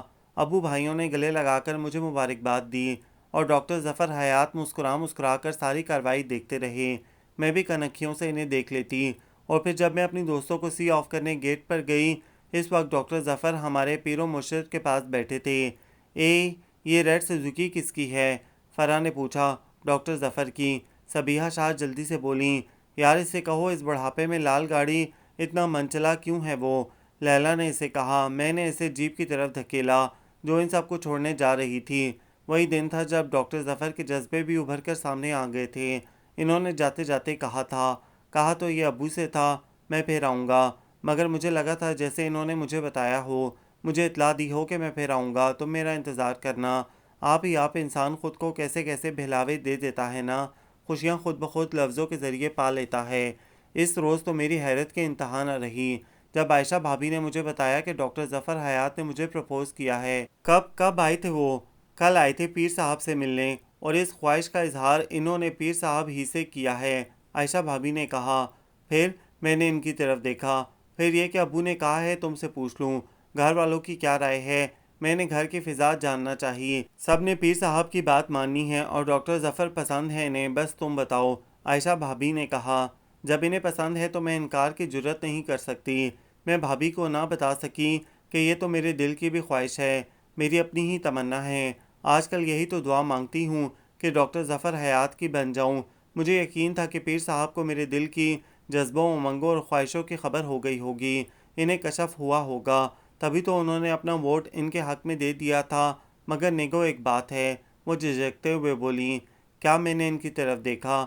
وہ نگو سنا ہے ڈاکٹر ظفر مشہور سیاسی پارٹی سے تعلق رکھتے ہیں، اور اسی وجہ سے ایک بار جیل بھی جا چکے ہیں، عائشہ بھابی نے کہا۔ کوئی قتل کے مقدمے میں تو نہیں گئے نا؟ سیاسی قیدی ہونا تو شہرت کی ناموری کی نشانی ہے، میں نے جلدی سے کہا۔ خیر جی، پیر صاحب اور ابو جو کریں گے مجھے قبول ہے، میں نے نہایت بے پرواہی سے کہہ دیا، اور بھابی کو یقین ہو گیا کہ میری پسند کوئی بھی نہیں ہے، ورنہ وہ میری ضدی طبیعت سے واقف تھیں، میں نے تو شور مچا دینا تھا۔ پھر ڈاکٹر ظفر حیات جواب لینے آئے تھے۔ میرے ابو نے کہا تھا کہ وہ اپنے والدین کو لائیں، مگر ان کا کہنا تھا کہ وہ انہیں نہیں لا سکتے، ان کی والدہ اپنی بیوہ بھانجی سے ان کی شادی کرنا چاہتی ہیں، اور انہوں نے اعلانیہ کہہ دیا ہے کہ پہلے بھی ڈاکٹر ظفر نے اپنی مرضی سے شادی کی تھی، اب ان کی مرضی سے شادی کریں، اور وہ وہاں شادی نہیں کر سکتے، اس لیے خود ہی آئے تھے۔ طے یہ پایا کہ نکاح ہو جائے، رخصتی میں وہ اپنے والدین اور بھائی بہنوں کو بھی شامل کر لیں گے، یعنی تب تک انہیں منا لیں گے۔ میرے والدین ان کی بات مان گئے، اور پیر صاحب نے نکاح کا دن اور تاریخ مقرر کی کہ کون سی تاریخیں خوش بختی کی ہوں گی۔ جمعرات کا دن مقرر کیا گیا تھا۔ گھر میں اس طرح تیاریاں کی گئی تھیں جیسے کہ شادی ہو رہی ہو۔ میں گھر کی پہلی اور لاڈلی بیٹی تھی اور یہ سب کی ہی خوشی تھی۔ حتیٰ کہ نکاح کا جوڑا تک بھی میری بھابھیوں نے خود ہی بنایا تھا کہ ڈاکٹر ظفر حیات نے کہا تھا سب انتظام کر لیں، آپ لوگ جو کچھ لینا ہو لے لیں اور پھر بل مجھے دے دیجیے گا، میں رقم ادا کروں گا۔ چیدہ چیدہ مہمانوں کو بھی بلایا گیا تھا۔ بیوٹی پارلر سے میری بھابھیوں نے مجھے تیار کروایا تھا کہ ڈاکٹر ظفر حیات میرے حسن کی تاب نہ لا سکیں اور جلد رخصتی کروا لیں۔ میری سہیلیاں ڈھولک گیت گا رہی تھیں۔ شام کو 5 بجے نکاح کی رسم ادا ہونی تھی اور وقت گزرتا جا رہا تھا مگر ڈاکٹر ظفر حیات نہ آئے۔ شہاب بھائی نے کتنی ہی بار ان کے گھر فون کیا مگر ادھر سے کوئی بھی جواب نہ ملا۔ اندھیرا اتر آیا تھا اور لگتا تھا وہ اندھیرا سب کے دلوں میں اتر رہا ہو۔ مجھے کسی نے بھی نہ بتایا تھا کہ ڈاکٹر ظفر حیات نہیں آئے۔ میں تو سہیلیوں کے جھرمٹ میں خوابوں کے نگر میں گھوم رہی تھی۔ پھر شہاب بھائی آخر کار خود کیمپس گئے اور جب واپس آئے تو بتایا کہ آج صبح سویرے ڈاکٹر ظفر حیات کو گرفتار کر لیا گیا ہے۔ ان کے گھر میں حکومت کے خلاف پمفلٹ اور غیر ملکی لٹریچر کے علاوہ اسلحہ بھی نکلا تھا۔ گھر سیل کر دیا گیا تھا۔ امی نے سنا تو تیورا کر گر پڑیں۔ میں اپنے ٹوٹے دل کی کرچیاں سنبھالتی ہوئی اپنی بے ہوش ماں پر جھک گئی اور چیخیں مار مار کر رو دی۔ پورے گھر میں میری چیخیں گونج رہی تھیں۔ پھر سبھی مہمان چلے گئے، میری سہیلیاں بھی چلی گئیں اور میری بھابھیوں نے میری سب سہیلیوں سے ہاتھ جوڑ کر التجا کی تھی کہ کسی کو وہ اس ثانیہ کے بارے میں نہیں بتائیں گی۔ وہ سیاہ رات گزر گئی۔ صبح کے اخبار میں ڈاکٹر ظفر حیات کے بارے میں نمایاں طور پر خبر تھی، وہی خبر جو شہاب بھائی کو ملی تھی۔ پولیس نے کئی جگہ چھاپے مارے تھے اور اس سیاسی پارٹی کے بہت سے کارکن گرفتار کر لیے گئے تھے۔ ان سب پر ملک دشمن کارروائیوں میں ملوث ہونے کا الزام عائد تھا اور یہ بھی کہ انہیں یونیورسٹی کی نوکری سے بھی بے دخل کر دیا گیا تھا۔ نہیں، ڈاکٹر ظفر حیات ملک دشمن نہیں ہے، وہ تو بڑا ہمدرد انسان ہے، بہت محب وطن ہے، طلبہ کے دکھ درد کا ساتھی ہے، طلبہ کا دوست ہے، وہ ملک دشمن نہیں ہے۔ میرا جی چاہتا کہ ایک ایک سے چیخ چیخ کر کہوں مگر میرے لب خاموش تھے، آنکھوں کے سوتے خشک تھے۔ میں نے پڑھائی ہی چھوڑ دی، یونیورسٹی جانا بند کر دیا۔ حالانکہ میرا ایک سیمسٹر رہ گیا تھا مگر میں کیا کرتی، مجھے خود شرم آتی۔ میری سہیلیاں کیا کہیں گی اگر کسی اور کو پتہ ہوا تو کہ میں دلہن بنی بیٹھی رہ گئی اور وہ آئے ہی نہیں۔ میں ہمدردی کی بھیک لینا نہ چاہتی تھی، سارا دن گھر میں پڑی رہتی، خوب شاعری کرتی۔ ڈاکٹر ظفر حیات کے جل جانے کا دکھ میرے اندر جم کر رہ گیا تھا۔ ابو چاہتے تھے کہ میں یونیورسٹی جاؤں مگر میں نے انکار کر دیا تھا۔ بس روز ڈاکٹر ظفر حیات کے بارے میں اخبار میں خبریں تلاش کرتی۔ پھر ایک روز خبر آئی کہ ڈاکٹر ظفر کو دوسرے روز عدالت میں پیش کیا جائے گا۔ میں امی ابو کو بتائے بغیر کورٹ پہنچ گئی۔ میں صرف ایک نظر انہیں دیکھنا چاہتی تھی۔ پولیس کی بھاری جمعیت کے ساتھ انہیں عدالت میں لایا گیا تھا۔ میں ان کو صرف ایک جھلک ہی دیکھ پائی تھی۔ وہ پہلے سے کمزور ہو گئے تھے مگر لبوں پر مسکراہٹ تھی، آنکھوں میں پہلے کی سی چمک۔ خدا کرے تمہارے لبوں کی مسکراہٹ اور آنکھوں کی چمک ہمیشہ قائم رہے۔ میں دعاؤں کے پھول برسا کر لوٹ آئی۔ پھر سنا کہ ڈاکٹر ظفر حیات کو 3 ماہ کی نظر بندی کی سزا سنا دی گئی ہے اور میں نے وہ 3 ماہ کس طرح کاٹے تھے میں ہی جانتی ہوں۔ روز انگلیوں پر دن گنتی تھی میں، مگر میرا انتظار ہی رہا۔ ابھی 3 ماہ ختم ہونے میں ایک دن تھا کہ پتہ چلا کہ نظر بندی میں توسیع کر دی گئی ہے۔ میں پاگل ہی تو ہو گئی اور دوسرے دن سینٹرل جیل پہنچ گئی۔ جیل سپرنٹنڈنٹ سے کتنی منت سماجت کے بعد مجھے ان سے ملنے کی اجازت ملی تھی اور میں نے جیل سپرنٹنڈنٹ کو بتا دیا تھا کہ میں ڈاکٹر ظفر حیات کی منگیتر ہوں۔ ساری تفصیل بتائی تھی کہ کس طرح میں سرخ جوڑا پہنے ان کی منتظر تھی اور میری خوشیوں پر کس طرح شب خون مارا گیا تھا۔ ایک سپاہی مجھے اس لاک اپ کی طرف لے گیا جہاں سلاخوں کے پیچھے میرے دل کا مالک موجود تھا۔ پورے 4 ماہ بعد میں نے انہیں دیکھا تھا۔ میری آنکھوں میں بن بادل برسات اتر آئی۔ میں نے سلاخوں کو مضبوطی سے تھاما ہوا تھا اور ڈبڈبائی نظروں سے ڈاکٹر ظفر حیات کو دیکھ رہی تھی۔ نگی میرا انتظار کرو گی؟ انہوں نے میرے ہاتھ پر ہاتھ رکھ کر پوچھا اور میں نے اس بات میں سر ہلا دیا۔ تب انہوں نے میرے ہاتھ پر اپنے تپتے لب رکھ دیے۔ ان کے ہونٹوں کی ساری گرمی میرے وجود میں اتر گئی۔ میں گھر آ گئی۔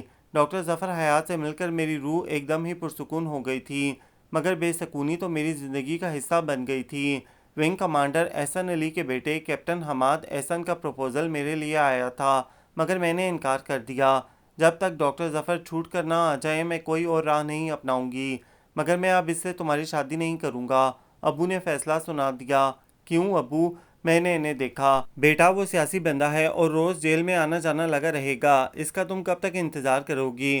اس کا تو بستر بندہ ہی رہے گا، ایسے لوگ گھر نہیں بسا سکتے۔ انہوں نے سمجھایا، یہ آپ کو پہلے سوچنا تھا۔ میں نے کہا اس نے پیر صاحب کے سامنے کہا تھا میں سیاست چھوڑ دوں گا، مجھے کیا پتا ڈاج کر رہا ہے، اور یہ بھی خدا کی مصلحت ہے کہ نکاح نہیں ہوا اور وہ گرفتار ہو گیا۔ اگر نکاح ہو جاتا تو تم تو بند ہی گئی تھی نا۔ ابو بند تو میں اب بھی گئی ہوں، میں ہولے سے بولی۔ کیا مطلب ہے؟ ابو کی آواز میں حیرت تھی۔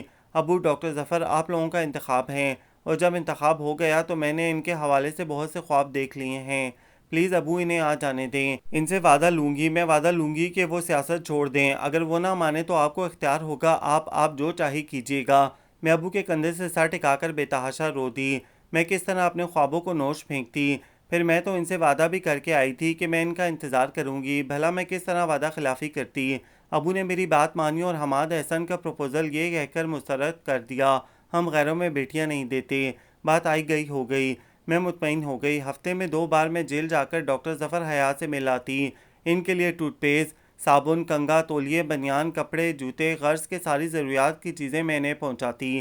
میری سہیلیاں مجھے سمجھاتی کہ میں کیوں فضول میں اس بندے کے پیچھے پاگل ہوں جس کا کوئی مستقبل نہیں۔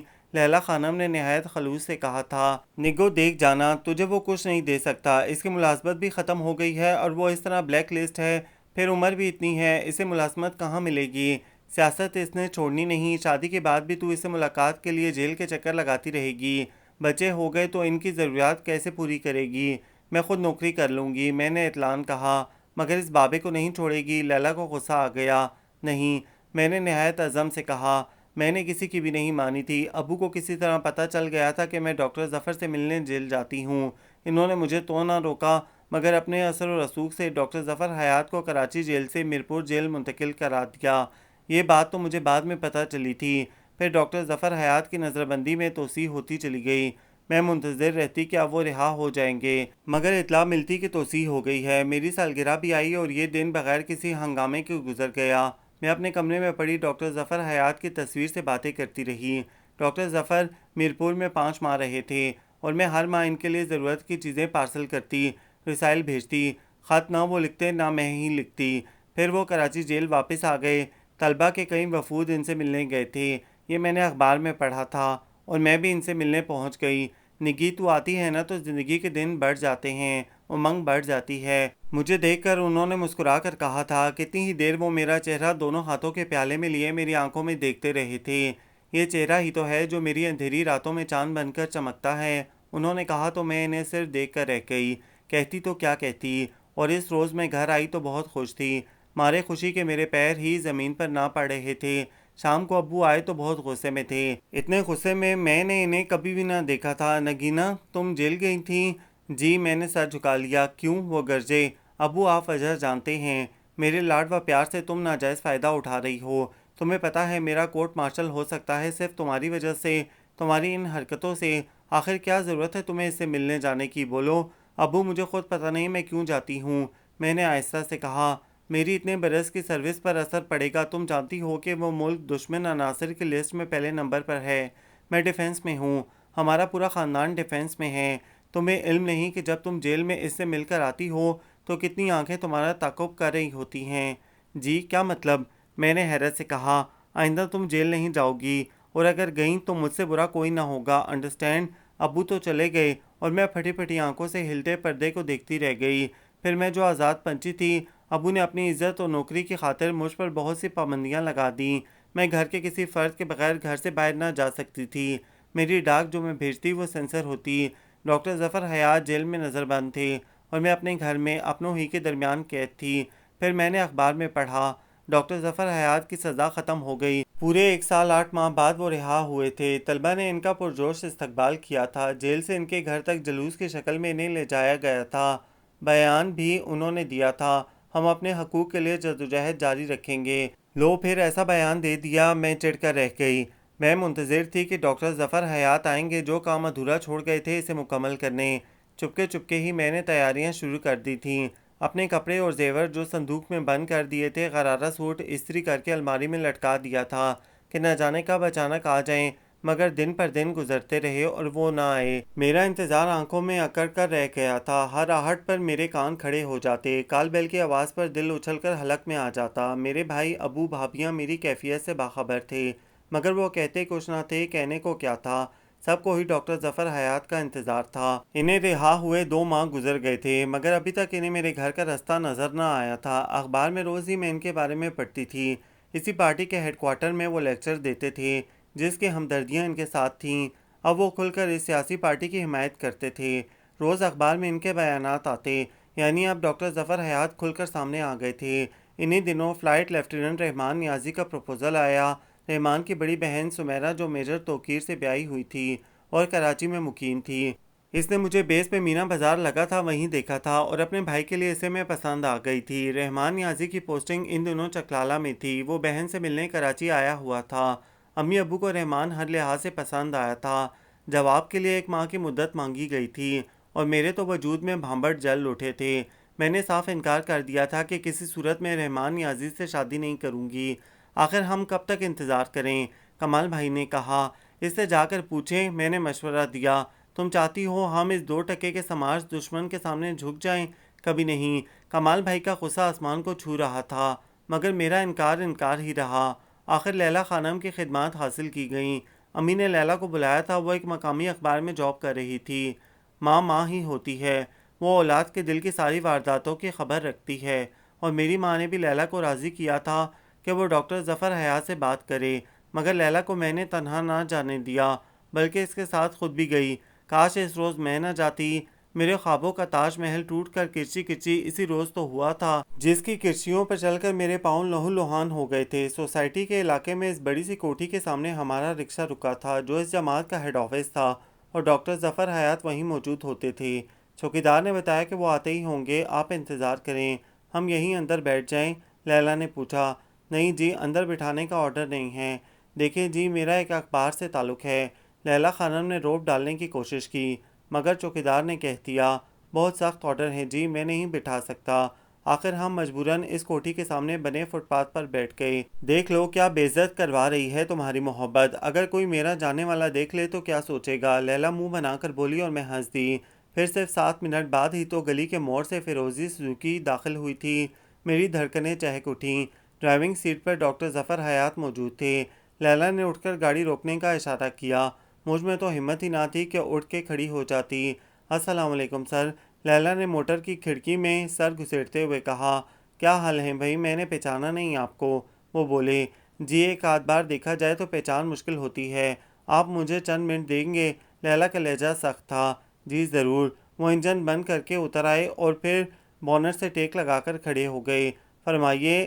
اب بھی ان کی نظریں لیلہ پر تھیں۔ مجھے تو دیکھا بھی نہ تھا۔ میرے دل میں ماتم ہونے لگا۔ مجھے جی نگینہ کی والدہ نے بھیجا ہے۔ لیلہ نے بات شروع کی۔ کیوں؟ ان کے لہجے میں اوپرا پن تھا۔ کیا آپ نہیں جانتے؟ کیا بتانا چاہتی ہیں آپ؟ ڈاکٹر ظفر کا لہجہ ترش تھا۔ آپ نگینہ کو جانتے ہیں؟ یہ میری اسٹوڈنٹ سبیحہ کی دوست ہیں، بس یہی جان پہچان ہے۔ وہ بے نیازی سے بولے، اور کوئی بات نہیں؟ لیلہ پر تو حیرتوں کے پہاڑ ٹوٹ رہے تھے۔ بالکل نہیں۔ انہوں نے سر کو نفی میں ہلایا۔ کیا آپ نے ان کے والدین سے نکاح کا کہا تھا اور پھر اسی روز آپ گرفتار ہو گئے تھے؟ اور کیا مذاق ہے بی بی؟ ڈاکٹر ظفر حیات ہنسے۔ کہاں سے کہانی گڑھی ہے آپ نے؟ دیکھیں ڈاکٹر صاحب، آپ مذاق کر رہے ہیں۔ آپ نے نگینہ کو پروپوز نہیں کیا تھا؟ لیلہ اڑی ہوئی تھی۔ نہیں، آپ اس کی اور میری عمر کو دیکھیں۔ کیا میں اسے پروپوز کر سکتا ہوں؟ کتنا فرق ہے ہماری عمروں میں۔ مگر آپ نے پروپوز کیا تھا۔ لیلہ پاؤں پٹک کر بولی، یہ تصویریں دیکھیں آپ، جو نکاح کے جوڑے میں اتاری گئی تھیں۔ آپ کا انتظار ہوتا رہا تھا۔ اور لیلہ نے پرس سے تصویریں نکال کر انہیں دکھائیں۔ تصویریں؟ آپ مجھے بلیک میل کر رہی ہیں؟ ڈاکٹر صاحب آپ اگر مذاق کر رہے ہیں تو… لیلہ روحانسی ہو گئی۔ دیکھیں بی بی، میں بالکل مذاق نہیں کر رہا۔ میں نے کبھی انہیں پروپوز نہیں کیا۔ وہ ہاتھ اٹھا کر بولے، آپ نے ان کے پیر و مرشد سے رشتہ نہیں مانگا تھا؟ لیلہ بولی، پیر و مرشد جیسی چیزوں کو میں مانتا ہی نہیں، نہ میں ملا ہوں۔ ڈاکٹر صاحب آپ بھول گئے، جس روز آپ نگینہ کی سالگرہ میں آئے تھے تو ملے تھے۔ بھائی میں روز نہ جانے کتنے لوگوں سے ملتا ہوں، اپنے کتنے اسٹوڈنٹس کی سالگرہ کی تقریب میں شرکت کرتا ہوں، مجھے یاد نہیں۔ آپ میرا وقت برباد نہ کریں۔ ڈاکٹر ظفر کے چہرے پر سختی تھی۔ تو آپ نگینہ کو نہیں جانتے؟ لیلہ کے لہجے میں مایوسی تھی۔ نہیں، میں نہیں جانتا اسے۔ وہ تلوار کے سے لہجے میں بولے۔ آپ؟ لیلہ نے کہنا چاہا، مگر میں اپنی جگہ سے اٹھی اور لیلا کے کندھے پر ہاتھ رکھ کر بولی، بھائی چلو اب مزید کچھ نہ کہنا، مجھے لگتا ہے ڈاکٹر ظفر حیات کی اندھیری راتوں میں کوئی اور چہرہ چاند بن کر چمکتا ہے، بس چلو۔ لیلا کھڑی رہی اور میں چل دی۔ مجھے نہیں پتا کہ لیلا نے ڈاکٹر ظفر حیات سے اور کیا کچھ کہا تھا، میں انہیں نہیں جانتا۔ ان کا یہی جملہ میرے دل میں بار بار خنجر کی طرح اتر رہا تھا۔ مجھے پتہ نہ تھا کہ میں کس سمت چلی جا رہی ہوں۔ میرا ذہن میرے بس میں نہ تھا، میرے قدم انجانی منزل کی طرف بڑھ رہے تھے۔ بسیں، کاریں مسلسل ہارن بجا رہی تھیں اور میں سڑک کے بیچوں بیچ چلی جا رہی تھی۔ پتہ نہیں کتنے ہی جگ بیت گئے، گاہیں چلی ہی جا رہی ہوں، تبھی ایک رکشہ آ کر میرے قریب رکا۔ نگو آؤ، یہ میری عزیز دوست لیلا خانم تھی۔ میں کچھ بولے بغیر رکشے میں بیٹھ گئی۔ مجھے کچھ پتہ نہیں کب گھر پہنچی۔ اپنے کمرے میں آتے ہی میں تیورا کر گری اور کچھ ہوش ہی نہ رہا۔ بھلا یہ کوئی کم صدمہ تھا؟ اس شخص نے مجھے پہچاننے سے انکار کر دیا تھا جس کے نام سے میں اپنی پہچان کرانا چاہتی تھی، جس کی اندھیری راتوں میں میں مثل چاند چمکتی تھی۔ میں اس کے لیے جینے کی امنگ تھی، حیاتی کی سوگند تھی۔ یہ ڈاکٹر ظفر ہی نے مجھے کہا تھا، یہ سارے ڈوز انہی نے مجھے دیے تھے اور میں نے آنکھیں بند کر کے ان کے کہنے پر اعتبار کیا تھا۔ مجھے کیا پتا تھا کہ سچ کیا ہے؟ مجھے یقین نہیں تھا کہ یہ سب ڈاکٹر ظفر حیات نے مجھے کہا ہے۔ ان کی آنکھوں میں تو میرے لیے کوئی پہچان نہ تھی۔ میں نے امی کے گلے لگ کر بے تحاشا آنسو بہاتے ہوئے رحمان نیازی کے بارے میں حامی بھر لی کہ اس کے علاوہ اور کوئی چارہ نہ تھا۔ جس سے امیدوں کی ڈور بندھی ہوئی تھی وہی ٹوٹ گئی تھی، تو میں کیا کرتی؟ لیلا نے امی کو تمام تفصیل بتا دی تھی۔ اب میں نے رحمان نیازی کے لیے حامی بھری تھی تو بے وفائی کا الزام تو نہ آ سکتا تھا۔ سمیرا توقیر کو کہلا بھیجا گیا کہ رحمان کا پروپوزل قبول کر لیا گیا ہے اور جلد از جلد شادی کر لی جائے۔ ادھر سے بھی کوئی رکاوٹ نہ تھی، دونوں طرف شادی کی تیاریاں ہونے لگیں۔ میری بھابیاں میرے لیے کوئی بھی چیز لاتیں، نہایت شوق سے دکھاتیں، مگر میں کوئی توجہ ہی نہ دیتی۔ میں ڈاکٹر ظفر حیات سے نفرت کرنا چاہتی تھی مگر مجھ سے نفرت ہی نہ ہوتی۔ رحمان کے بارے میں سوچنا چاہتی تو نظروں کے سامنے ڈاکٹر ظفر آ جاتے۔ دل میں ہر سمت انہی کا قبضہ تھا۔ اتنے تلخ رویے کے باوجود بھی وہ میرے دل سے نہ نکل پائے تھے۔ پھر پتہ نہیں میں کیسے ان کے دل سے نکل گئی تھی۔ مجھے تو یاد بھی نہ تھا کہ کوئی ناروا سلوک ان سے روا رکھا ہو۔ مجھے ان کی نفرت کی وجہ سمجھ میں نہ آئی۔ رحمان نیازی سے شادی سے پہلے میں نے اپنی ساری نظموں اور غزلوں کو آگ لگا دی، تمام ڈائریاں جلا دیں جن کا ایک ایک لفظ ڈاکٹر ظفر حیات کے بارے میں تھا۔ میں تو ایسی جنونی تھی کہ اخبار میں بھی ان کے نام کی کوئی خبر آتی تو سنبھال کر رکھتی تھی، وہ بھی پھاڑ کر شعلوں کی نظر کر دیں۔ میں ساری یادوں کے سلسلوں اور تعلقات کو فنا کر دینا چاہتی تھی، مگر ایسا کب ممکن تھا؟ وہ یادیں، وہ ساری باتیں، حکایتیں تو دل کی سلیٹ پر لکھی ہوئی تھیں، بھلا وہ کبھی ختم ہو سکتی تھیں؟ یہ تو ممکن ہی نہ تھا۔ بیٹھے بیٹھے ہی اس بے وفا ہرجائی کو یاد کر کے میری آنکھوں میں ساون اتر آتا، دل میں ایسی ٹیسیں اٹھتی کہ میری روح تک تکلیف سے کرا اٹھتی۔ میں سوچتی، میں نے تو تمہارا برا کبھی نہیں چاہا تھا ڈاکٹر ظفر حیات، پھر تم نے میرے خوابوں کی بگیا میں کیوں آگ لگا دی؟ تم نے مجھے پہچاننے سے انکار کیوں کیا؟ صاف کہہ دیتے تم میرے ساتھ نہیں چل سکتے۔ مجھے تمہاری سچائی پر دکھ نہ ہوتا۔ تمہیں یہی کمپلیکس تھا نا کہ میں تم سے عمر میں بہت چھوٹی ہوں؟ تو ڈاکٹر ظفر حیات، یہ تو تم کو پہلے سوچنا چاہیے تھا۔ میں نے تو تم سے نہیں کہا تھا کہ تم مجھے پرپوز کرو، یہ تمہاری اپنی خواہش تھی۔ یہ اور بات ہے کہ میرے دل کی بھی یہی تمنا تھی۔ مگر ڈاکٹر ظفر، مجھے جب تک یہ نہیں پتا تھا کہ تمہارے دل میں بھی وہی جذبہ ہے جو مجھے چین نہیں لینے دیتا، تب تک میں اسے یک طرفہ جذبہ سمجھتی رہی۔ مگر میرے جذبوں کو قبول کر کے تم نے میرا مان بڑھایا تھا، پھر مجھے میرے جذبوں کو پہچاننے ہی سے انکار کر دیا۔ ہائے ڈاکٹر ظفر حیات، یوں اپنا بن کر بھی کوئی لوٹتا ہے؟ میں پہروں خاموش بیٹھی صرف ڈاکٹر ظفر ہی کے بارے میں سوچتی رہتی۔ میری سوچوں کا ایک ہی مرکز تھا، مجھے یقین ہے ڈاکٹر ظفر حیات، تمہیں وہ لڑکی کبھی بہت ہی یاد آئے گی جو پاگلوں کی طرح تم سے ملنے جیل جاتی تھی، جیل سپرنٹینڈنٹ کی کتنی منتیں کرتی تھی۔ جب جیل کے لوگ مجھے نہیں بھول پائیں گے تو تم کیسے بھولو گے؟ پھر ایک گلابی شام میں رحمان نیازی کی بن گئی۔ شادی کے بعد رحمان مجھے چکلالہ لے آئے تھے۔ رحمان بہت محبت کرنے والے شخص تھے، انہوں نے مجھے بہت چاہا، مگر میری دل کی تشنگیاں ختم ہونے میں نہیں آتیں۔ رحمان نیازی کی قربت میں مجھے ڈاکٹر ظفر یاد آتے اور بے تحاشا یاد آتے۔ میری آنکھوں سے ان کی یاد آنسو بن کر ٹپکتی اور تکیوں میں جذب ہو جاتی۔ میں چاہنے کے باوجود بھی ان سے نفرت نہ کر سکی۔ پھر شادی کے 2 سال بعد عمیر میری گود میں آیا تو رحمان نیازی کی محبت اور بھی بڑھ گئی۔ سچ تو یہ ہے کہ میں رحمان کی حد درجہ محبت سے اوب جاتی۔ کتنی بیوقوف عورت تھی میں۔ عورتیں تو محبت کو ترستی ہیں، مجھے یہ دولت بے بہا ملتی تو میں گھبرا سی جاتی، شاید اس لیے بھی کہ جواباً میں اتنی شدت کا اظہار نہ کر پاتی تھی۔ اپنی کمزوری چھپانے کے لیے میں رحمان نیازی کے سینے میں منہ چھپا لیتی عمیر 3 سال کا تھا تو امرتا پیدا ہوئی۔ تب رحمان کے کہنے پر مزید بچوں سے توبہ ہی کر لی۔ بھائی بچوں کی وجہ سے میری محبت بڑھ کر رہ گئی ہے، رحمان نے کہا تھا اور میں ہنس دی۔ سوچنے لگی، رحمان میں نے تم سے محبت کی ہی کب ہے؟ کب دی ہے تمہیں محبت؟ یہ تو وہ سمجھوتا ہے جس میں عورت اس شخص سے محبت کرنے کا سمجھوتا کرتی ہے جو اسے اپنا نام، گھر، تحفظ اور بچے دیتا ہے، اور میں بھی وہی سمجھوتا نبھا رہی ہوں۔ حالانکہ میرا جی چاہتا ہے میں اسی جنون کی طرح رحمان سے محبت کروں کہ یہ ان کا حق ہے، مگر وہ جذبے ابھرتے ہی نہ تھے جو ڈاکٹر ظفر حیات کے لیے میرے دل میں واویلا مچاتے تھے۔ شاید بڑھتی عمر کے ساتھ وہ جذبے بھی مر گئے تھے، وہ امنگیں اور خواہشیں ہی ختم ہو گئی تھیں۔ پورے 9 برس تک رحمان نیازی کے ساتھ وطن عزیز کے شہروں میں گھومتے ہوئے گزشتہ 2 برس سے میں کراچی میں ہی مقیم تھی۔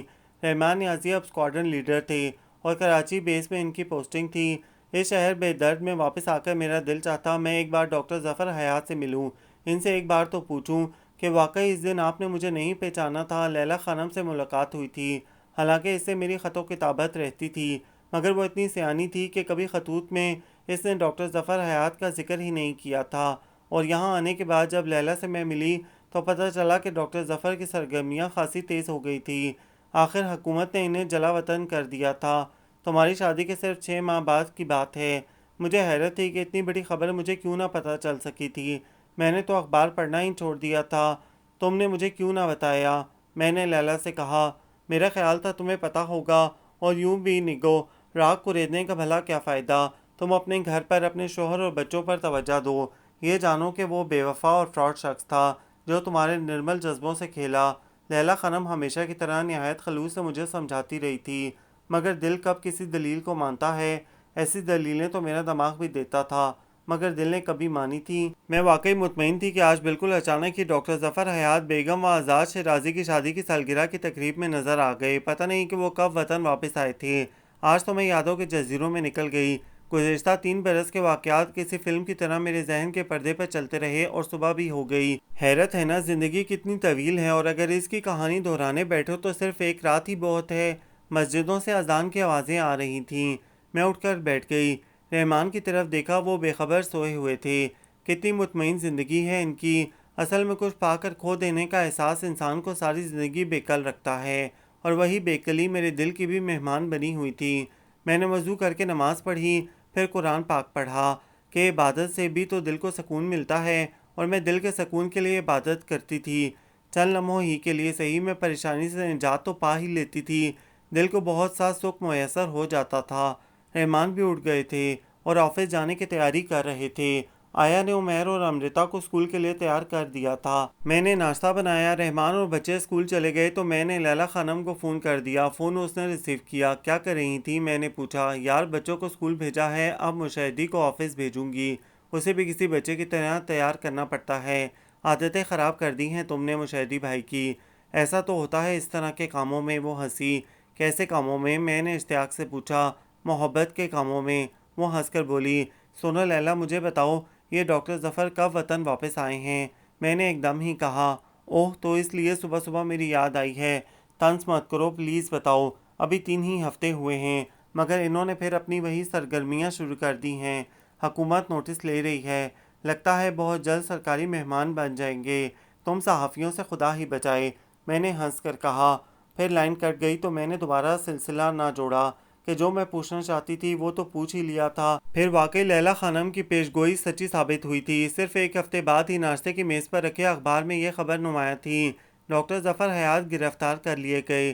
وجوہات وہی تھیں جو پہلے گرفتاری کے موقع پر تھیں، وہی الزامات تھے۔ انہیں کراچی سینٹرل جیل میں نظر بند کیا گیا تھا۔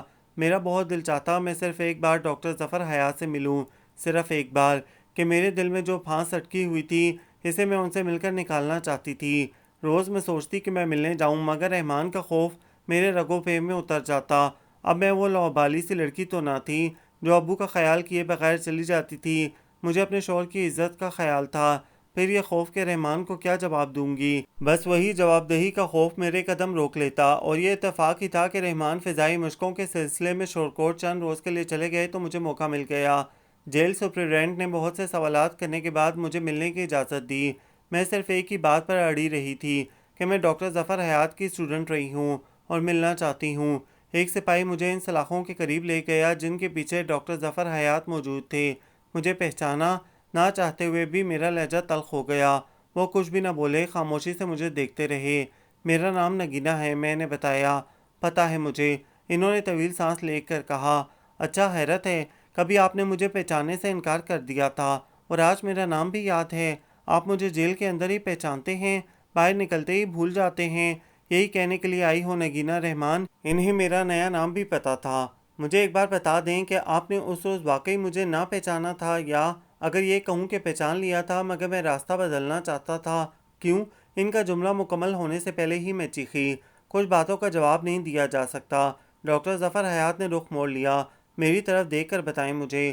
میں نے ان کے کندھے پر ہاتھ رکھ کر جھنجھوڑا۔ پلیز مسز رحمان، آپ چلی جائیں، میں آپ کو کچھ نہیں بتانا چاہتا۔ ایسا نہ ہو کہ آپ کے یہاں آنے پر آپ کو بہت سے لوگوں کو بہت ساری صفائیاں دینی پڑ جائیں۔ میں خود کو بہت چھوٹا سمجھتی ہوں ڈاکٹر ظفر، مجھے بتائیں راہ بدلنے کی وجہ مجھے کیوں ٹھکرایا؟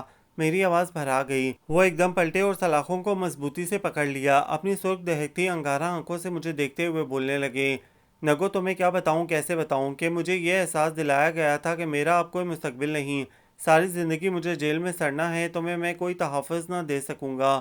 کس طرح بتاؤں کہ مجھے کہا گیا اگر سیاست نہیں چھوڑو گے تو نگینہ کو نہیں پا سکتے۔ وہ مجھ سے معافی نامہ لکھوانا چاہتے تھے، مگر نگو میں اصولوں پر سمجھوتا نہیں کر سکتا۔ میں نے اپنے دل کے ٹکڑے کر دیے مگر اپنے اصول کا علم بلند ہی رکھا۔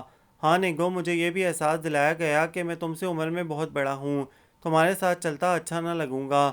مجھے کہا گیا کہ اگر میں نے تمہیں کچھ بتایا تو میرے اہل خانہ کا انجام بہت برا ہوگا۔ مگر یہ سب کس نے کہا؟ میں نے دل کو قابو کرتے ہوئے کہا، تمہارے ابو اور شہاب بھائی نے۔ وہ بولے، اوہ، میرے لبوں سے یہ اس طرح نکلی جیسے روح نکلے۔ اور نگو، تم انہیں مجرم نہ سمجھو، ایک لحاظ سے انہوں نے بالکل صحیح کیا، اس لیے کہ والدین یہی چاہتے ہیں کہ ان کی بیٹیوں کا مستقبل محفوظ ہو۔ بیٹیوں کے لیے گھر دیکھ بھال کر بسائے جاتے ہیں۔ سچ ہے، میرا تو کوئی مستقبل نہ تھا، میری کوئی منزل نہیں سوائے اس جیل خانے کے۔ تم تو زندگی اور جذبوں سے بھرپور لڑکی تھیں، میں تمہارے جذبوں کو قید کرنے کے حق میں نہ تھا، اسی لیے میں نے تمہاری راہ سے ہٹ جانے کا فیصلہ کیا۔ مگر نگینہ، یقین کرو، میں جہاں کہیں بھی رہا، کسی جگہ بھی رہا، تمہارا چہرہ میری اندھیری یادوں میں روشن رہا۔ تم ہر جگہ میرے قریب رہیں، تم نے میری روح کو ان جذبوں سے آشنا کیا تھا جس کا ذائقہ تو میں نے جوزفین کی قربت میں بھی محسوس نہ کیا تھا۔ تمہیں کیا بتاؤں کہ تم میرے لیے کیا تھیں، کیا ہو اور کیا رہو گی؟ بس میری دو خواہشیں ہیں۔ کیا؟ میں نے ان کی طرف دیکھا۔ اپنے گھر پہ بھرپور توجہ دو، شوہر اور بچوں کے ساتھ خوش رہو، یہ میری شدید ترین خواہش ہے۔ اور ڈاکٹر ظفر ایک دم خاموش ہو گئے۔ دوسری خواہش، میرے لب کانپے، آئندہ یہاں مت آنا، کبھی نہ ملنا مجھے، خدا حافظ۔ ڈاکٹر ظفر حیات کا لہجہ بھرا گیا، آنکھوں میں آنسوؤں کی چمک تھی۔ پھر وہ رکے نہیں اور وہاں سے چلے گئے۔ میری آنکھوں میں سنگریزے چبھنے لگے، جی چاہا کہ میں چیخ چیخ کر رہوں، مگر میں نے اپنی چیخوں کو حلق میں گھونٹ لیا۔ اس ملاقات کے بعد میرا دل ایک دم ہی مطمئن ہو گیا۔ جب میں سینٹرل جیل سے نکلی تو میں خود کو بہت امیر محسوس کر رہی تھی۔ آج 13 برس پہلے جو پھانس میرے دل میں گڑی تھی وہ نکل گئی تھی، اور مجھے یقین ہے کہ میں نہایت احسن طریقے سے اپنے بچوں کی پرورش اور رحمان نیازی کی خدمت کر سکوں گی۔ اب باقی زندگی کا سفر اطمینان سے کٹے گا۔ گاڑی ڈرائیو کرتے ہوئے میرے لبوں پر ایسی مسکراہٹ تھی جو دل کے مطمئن ہونے پر ہی لبوں کی مہمان بنتی ہے، اور رب نے ایسی مسکان میرا مقدر بھی کر دی تھی، مگر بہت عرصے بعد۔